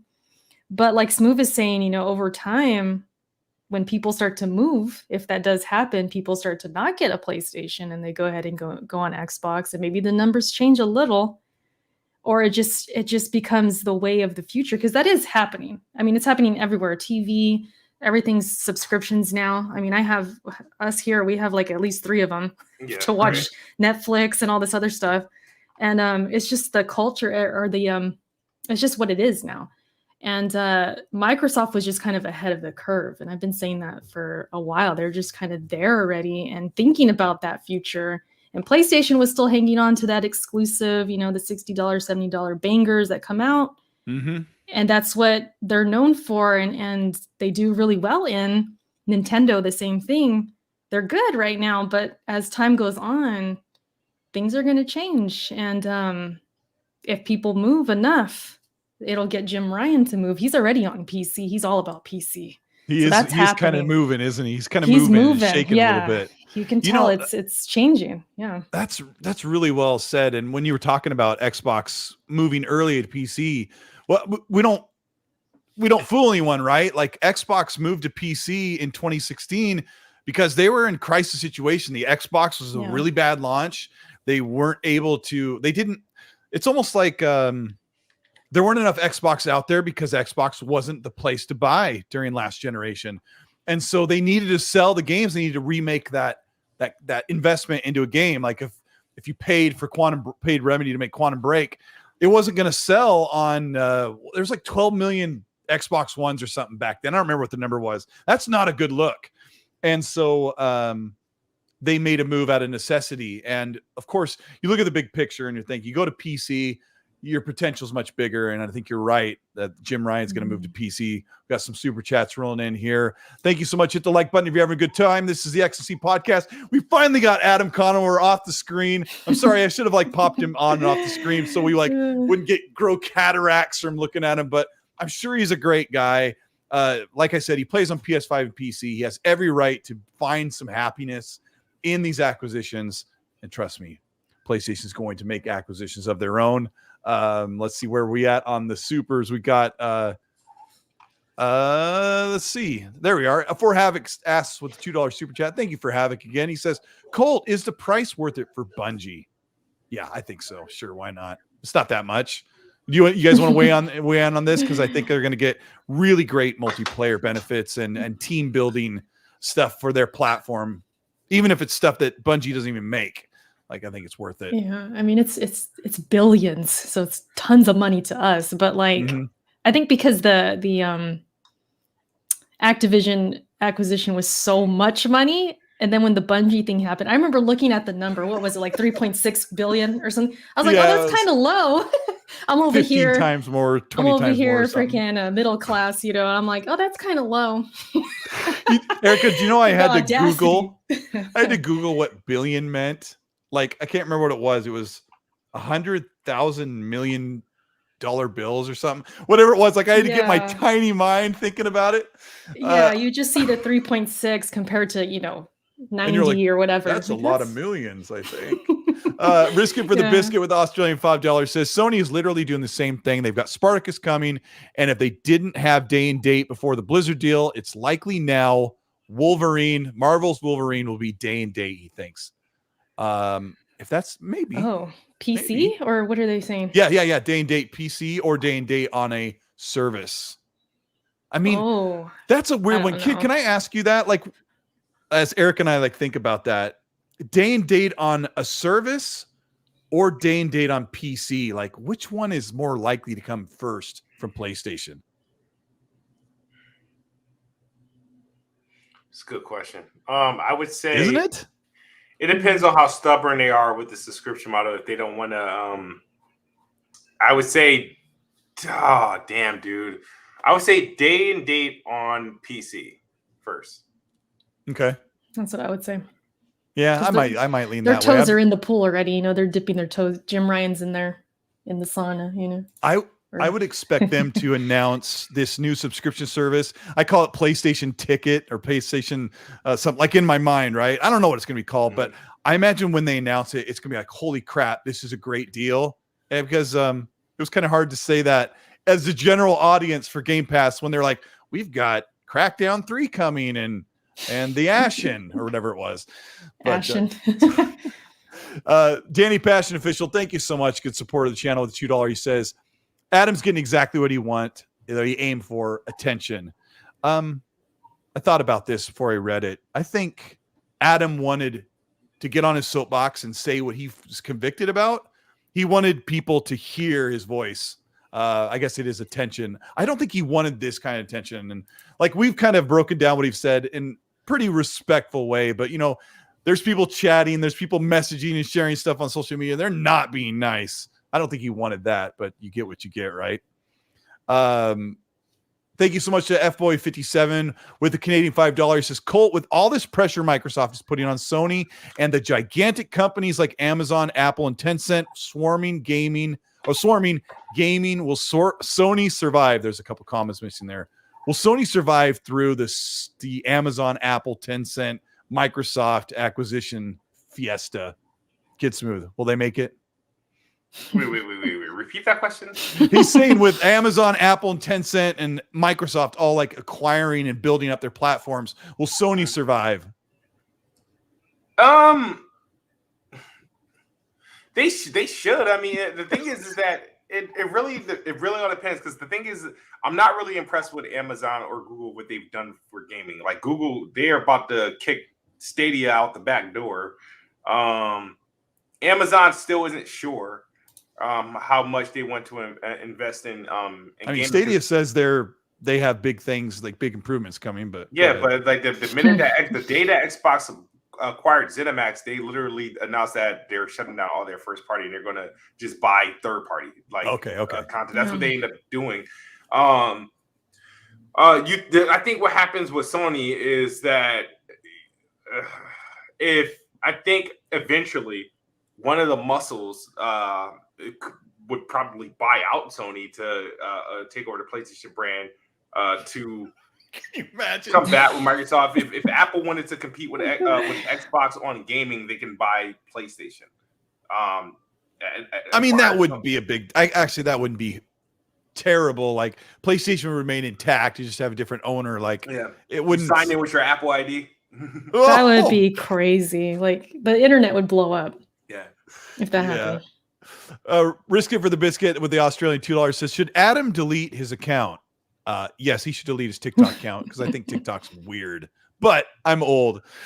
Koi Cadaver with the $20 super chat. Thank you so much. He says, howdy. And I like that. I like howdy. That's nice. Yodani Kazada with the $5 says, quote, when you talk about Nintendo and Sony, we have a ton of respect for them, but we see Amazon and Google as the main competitors going forward. Quote from Xbox's Phil Spencer. He says, when you talk about Sony and Nintendo, we have a ton of respect for them, but we see Amazon and Google as the main competitors going forward. And it's weird because I don't think of Google and Amazon as gaming forces in the industry, but not yet anyway. I don't know. Mobile, maybe they're talking Google. Mobile. Yeah. Think about it. Like and this is and I know people are like questioning this Activision deal is going to go through and how King could play a part, but Microsoft has no presence. As much as they talk about mobile and stuff, they have really virtually no presence on mobile gaming outside of like cloud gaming, which it hasn't really took off yet, right? So Google, I don't know. A lot of these places like Google and Amazon, they have like storefronts. Like they have like these, they have like, I guess they dominate in certain areas where I guess Microsoft attempted to like dominate, and they have, the thing is with their opportunity, that's what it is. The opportunity for Google and Amazon and even Apple to enter a market because of their existing customer base, they can come out and literally wipe out, like they can literally come out and like, it's crazy. Like who just I'm trying to think of something that just went like, for example, Apple Music. Mm-hmm. How long do you think it took for them to get their numbers, their subscription numbers? Because I'm pretty sure it happened rather quickly. Because everybody had iPhones, everybody had iPads, and so to get everybody onto, Apple literally shut down iTunes off your Apple phone devices, whatever, and replaced it with Apple Music.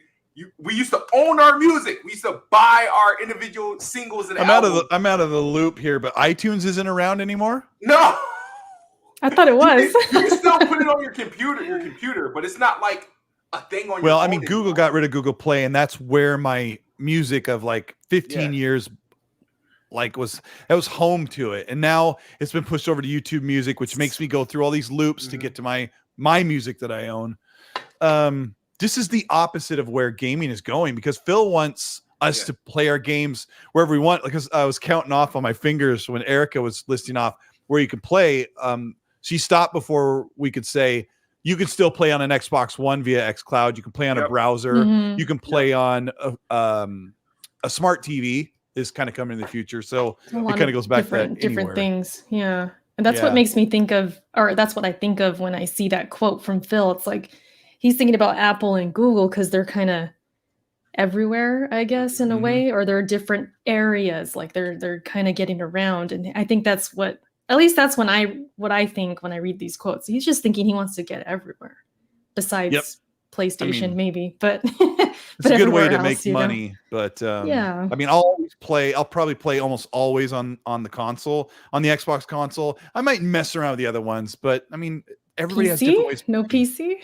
I play on PC, but I'm talking about like if it's a bespoke Xbox game, I'll play it on the console. Will I mess around with it on a smart TV app? Probably, but my main place will be on console. And other people have different things. Yeah. But Gab Crease sends a super chat. Thank you so much with the I don't know what that is. I know where he's from, but it's $20.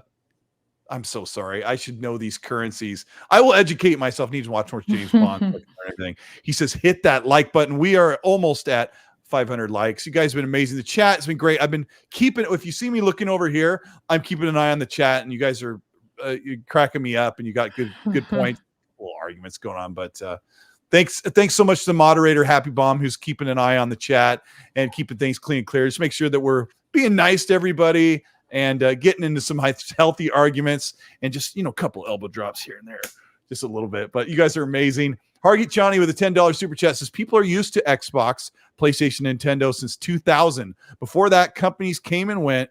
Should see more companies enter the fray and changing gaming. Market will shift over time no matter what. People hate change. What a great point.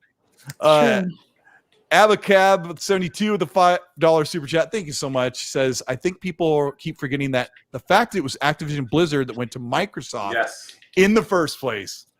That kid's keyed on this one. Keyed in. He says, the only pub Microsoft went after was Bethesda and ZeniMax. So what is the story behind that, kid? I keep hearing that, but I don't know where the source comes from. Activision Blizzard asked Microsoft. Yeah, word was Bobby Kotick was shopping around, Activision around and whatnot, and it's, I don't know how they came to terms of, as far as, so I always thought that Xbox they were gonna go after one of either Activision, Take-Two, or what's the other big one, or EA maybe. Yeah, because I feel like you needed one of those to to do what you needed for Game Pass. I felt like that whatever that one that they were going to get was going to be really it, and then they're going to return to like smaller studios because either one of those was going to be a big, massive purchase. So the thing is, Activision just fell into their lap because they got it at the good time, and I think what happened was they went. The price was too high, and all this stuff started happening, which kind of ended up helping Xbox get them at the price that they eventually got. Because, well, last year this is $100 billion deal. Oh my gosh! This is close to $100 billion deal. Yeah, if last year this is damn near, I would say before the scandals and all that shit, like breaks like the news. Oh yeah. 100 billion. This is $100 billion, but yeah, it's the $100 billion deal. And when you factor that in, this is. I'm not gonna say it's a steal because I will never see $308 billion with $69 billion in my life. I'm never gonna see it. And the fact that they're gonna do an all cash deal, like, what does that look like? Well, I know it's in 2 briefcases. I know that for sure. They came in with 2 briefcases and they go, "Hey, Bobby, you want to go? You want to get out of here?" Yeah. Oh, that's so funny. Have you guys heard the conspiracy? Or maybe it's one I kind of made up about how maybe they sent Mike Ibarra to go Ron investigate Ferguson? and bring it all to light. Maybe it was them that leaked the story, yo. Yeah, that'd be a crazy movie if they ever found out that was true. Hey, Mike, go work for Blizzard and see what the situation over there and report go find back. some dirt. And he calls Phil and he's like, "I think we can get him for 68 billion." Did you say billion? I got to give a shout out to you, Donnie Kazada, who's also modding the chat, doing an amazing job. Thank you so much. And I appreciate that. It really helps. The chat's amazing and on fire. We got, let's see, Sweeping Vistas with an Australian 5. I love the Australians. They're so great because it's like noon over there for them on a Tuesday. So like they get to get up, have something to eat, and they check out the show. I love that so much. He says, "Have you tried to sell your Series X after the sale of Bungie?" What? Did they go up? Is the price? I don't know. Up? I wonder if that's what he's getting at. If the Series S have a higher market value now. Oh, I know what he's talking about, Erica. Yeah. He's talking about there was an article that said that. I'm sorry, Sleeping Nights. I'm sorry, I missed that. I forgot about that. That's hilarious. There was an article that went out that said that Xbox fans are racing out to sell their Series X because Bungie went to PlayStation. That's funny. I see. There was the whole thing, Erica, that Bungie, that Halo now belonged to PlayStation. Because they want to play Halo on PlayStation. That's the joke. Forgot 10 years ago they stopped making Halo. Hargy Chani, thank you so much for the $5. Hargy, I love talking to him on Xbox every day. He says, according to Solidaire, PS5s have stopped selling in the UK after the Activision Blizzard announcement. I doubt it. But, remember those signs, though? What were the signs? Yes. They were saying buy at your own risk. Activision, Xbox bought Activision or something like that for the next to the Call of Duty signs. In the stores. Yeah. Warning, don't buy a PS5 unless you know you're not getting Call of Duty anymore. Which, that's a whole other argument about where that's going. KY Bob, thank you so much for the $5. He said Sony did add an extra $1.2 billion just to secure all Bungie employees. Activision's also taking account future worth as well. So I don't know. Did you key in on this one, Erica? This I don't know, retention. Yeah, I mean, I read it briefly, like just the headline. Yeah, they spent some of that money just to keep the employees on board, which is, I guess a good thing. It looks good on them to compensate them and keep them around. Yeah, and intact. I also think it's really smart. I know people kind of make fun of this retention bonus that they paid, but there's a reason why PlayStation went after Bungie, and they need those leaders and those experts there. And if they decide, I've always wanted to leave, and now's a good time since things are changing, and then they spend that money and lose some key players. So I think it's smart business, but like Kidsmoove, we're never going to be able to see 1.2 billion, let alone spend it on retention. Shaz, too sick for you with the 10-pound super chat. Thank you so much. Shaz says Sony's been hoarding exclusivity for third-party games forever. This forced Microsoft to buy studios and concentrate on Game Pass. Sony was greedy. Microsoft's strategy was smarter. This is business, and now Sony has to play catch-up. I think they're both kind of being greedy for their customers. You want to make your customers happy so they continue to pay and have a reason to pay. Right. So, yeah, anyway, that's a good point. I just tried something. You know, xCloud works on a TV already? Really? What TV do you have? I have a CX. You mean there's an app on the LG? No, I use the browser and go to xbox.com/play. And it works. Yeah, I'm launching the accent. Is it like I'm about to plug my Ethernet cord into the back of my TV so it can go faster. Get a better signal. Yeah, I forgot about the browser. We were talking about the browser. Yeah, it's crazy. One last thing is everyone's wondering about this acquisition thing, and Xbox is in a holding pattern right now while they wait for this deal to seal for Activision Blizzard. But Satya Nadella recently said that, I can't remember his quote, but he's confident they won't be disapproved in this with the antitrust. So it's actually looking like it's in a good spot.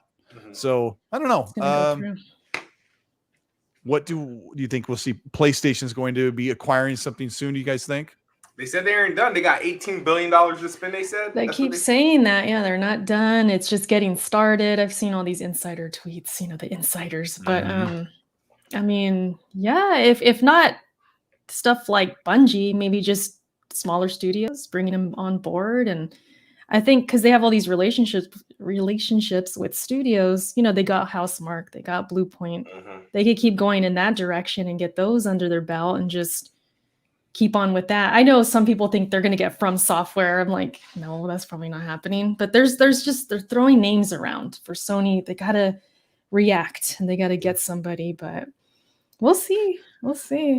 Yeah. I mean, why not get From Software? Like, why they've worked with them a lot. Like, I think it would be a good partnership. I think they're technically owned by someone else though. Yeah. That's like overseas or something. Crazy rich company. Yeah. So one of the things that also came out after the Bungie thing was that PlayStation is going to make 10 games as a service games. And this ties into Matt Piscatella, who is of the MPD group. He tracks North American sales figures. He said that 60% of profits in gaming, well over half of profits, are from microtransactions, downloadable content, and subscription services.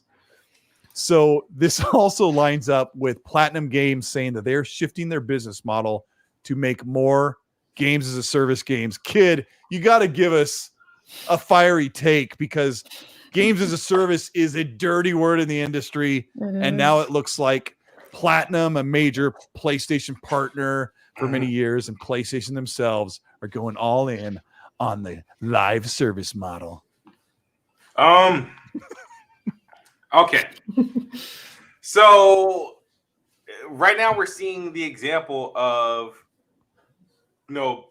publishers, developers, and this is always because they're caring more about the moolah than the fans, because PlayStation fans don't care about games as a service. They want the story-driven, graphical games, set pieces. That's what they want, and that's what PlayStation.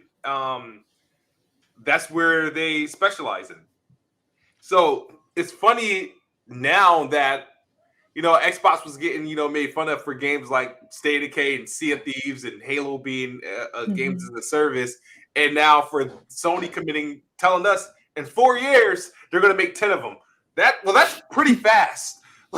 4 years, 10 games as a service. And it's just like, I find it very funny, because now I'm looking forward to the PlayStation branded Sea of Thieves clones that they would have to produce. And it's a very, very weird time in gaming, right? So PlayStation guys say makes fun of Xbox for their lack of single player story driven games. What Xbox do?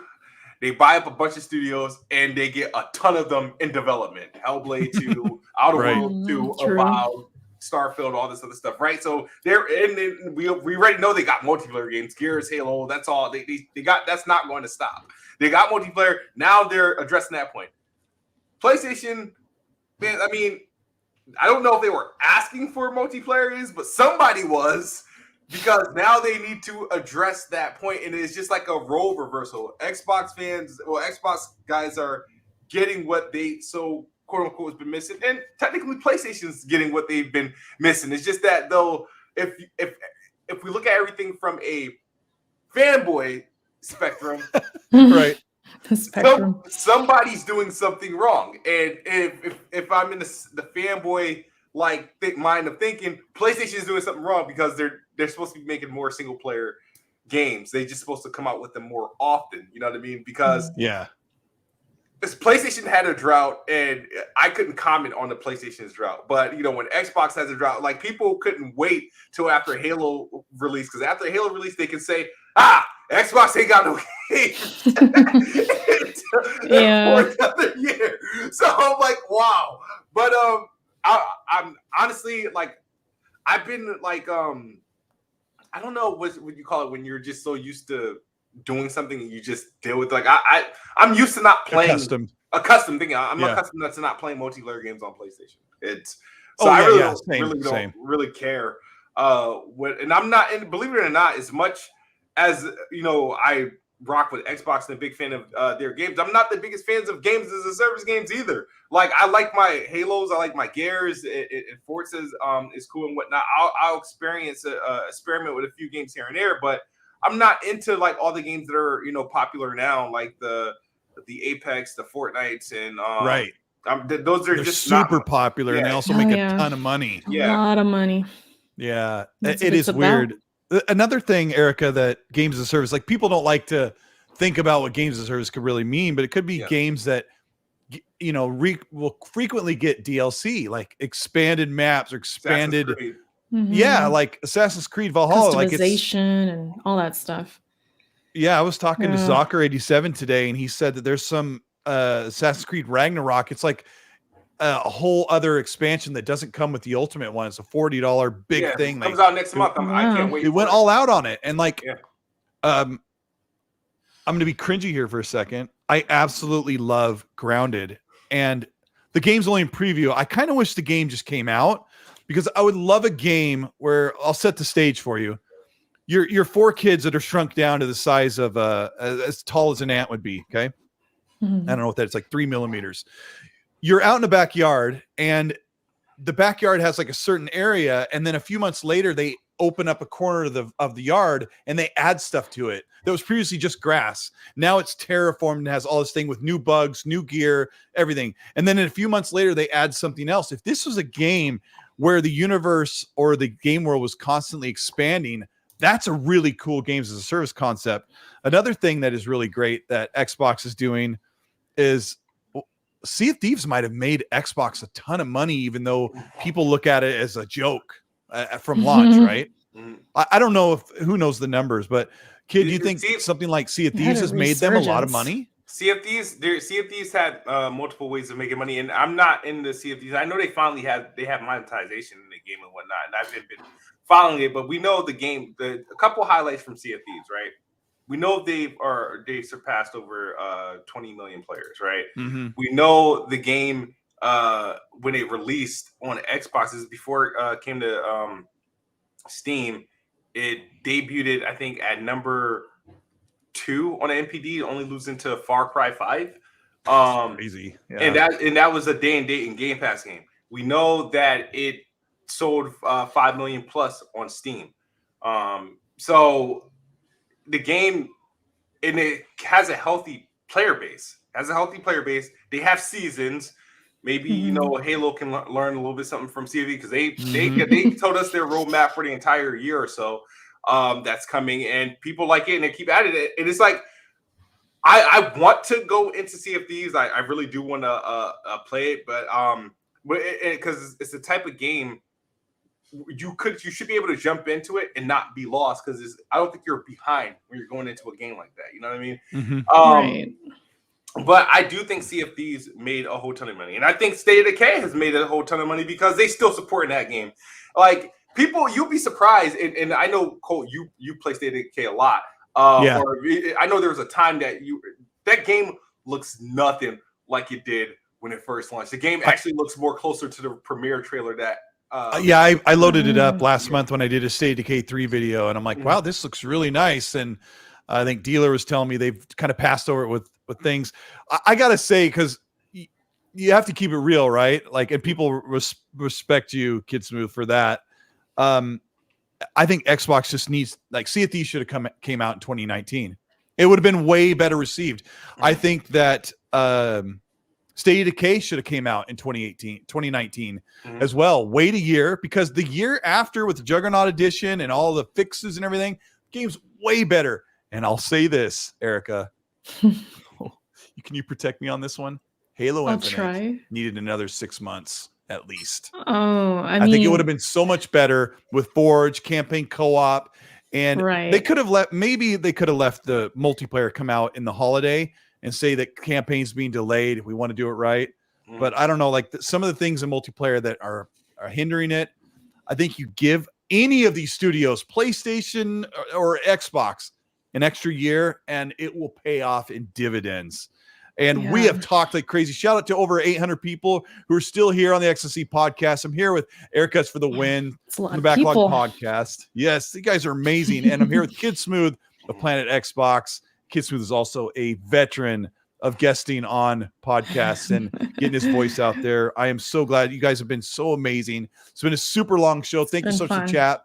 Let me close out with 2 more super chats, and then we'll do our quick outro and say goodbye to everybody. You guys are amazing. Lord Starkiller with a $5. Thank you, Lord Starkiller. Says Sony's not done with acquisitions. Microsoft is also not done with acquisitions. And Jeffrey Garcia, thank you with the $2. He says, do you think Xbox will buy one more big company? Yes, I do. And I think it'll be about a year to 18 months before we start hearing about any whispers. But they're going to be also here. We're going to hear Xbox striking deals with games to be built. They can do that and not hinder their acquisition status. So, Erica, thank you so much for being on the show. This is your chance to brag and tell people where they can find you and what your claim to fame is and like what you'll be doing in the coming weeks on your channel and on Twitch. So let's hear it. It's like a brag about being a amazing From Software gamer or good at all these challenging games that you said earlier.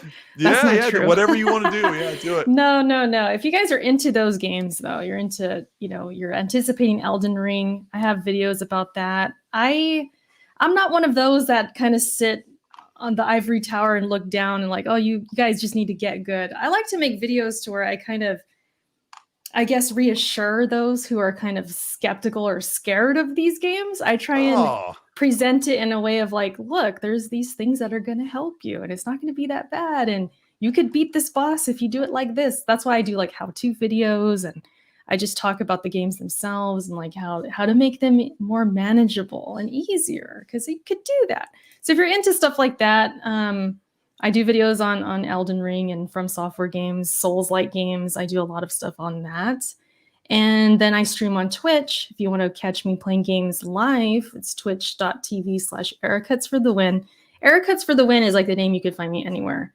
Even TikTok, awesome. Colt. Even TikTok.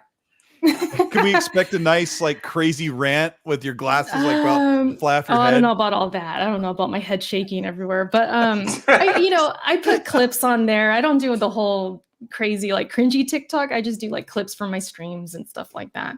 Oh, that's and then, cool. Of course, also clips from my podcast, which is the Backlog podcast with Erica and Shar. It's 2-person podcast, and we do that every other Saturday. We just had a show this past Saturday. So yeah, we'd be back in 2 weeks. So we're bi-weekly.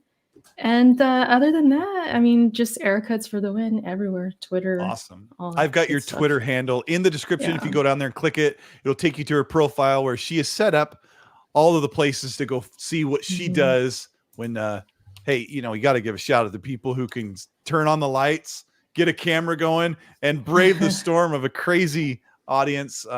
But yeah, we appreciate that. Before I get to Kidsmoove, Hargit Johnny says Sony is looking for games as a service games. Monster Hunter, Final Fantasy 14, PSO. Those would be of interest. One of those pubs would likely be a good target.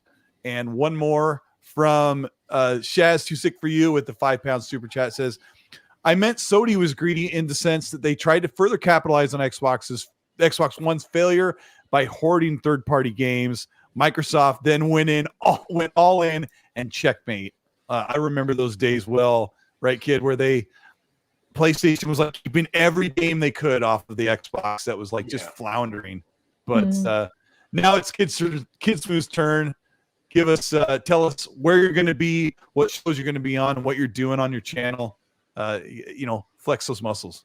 Yeah, I mean, I haven't been doing much on my channel. It's been very casual, but I promise to put out more content. But yeah, make sure you subscribe to Erica. She actually got me through the first boss in Bloodborne. She's very soothing. Her how-tos are great. I got like a live example, and I don't know what was it, Bloodstar Beef or the other one? What's the Cleric Beast? The Cleric Beast. That's what she got me through.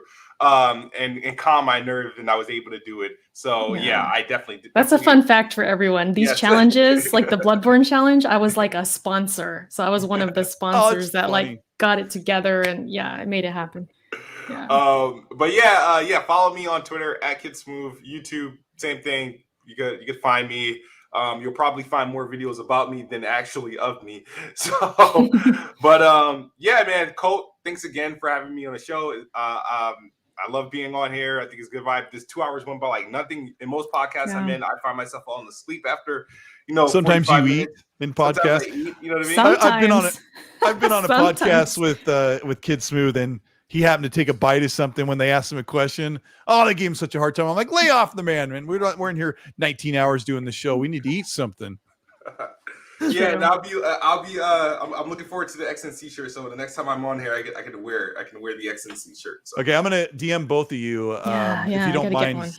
I'll have to ask for your address, but I probably won't come visit you because I never leave the house. So don't worry about that. I think we could trust you.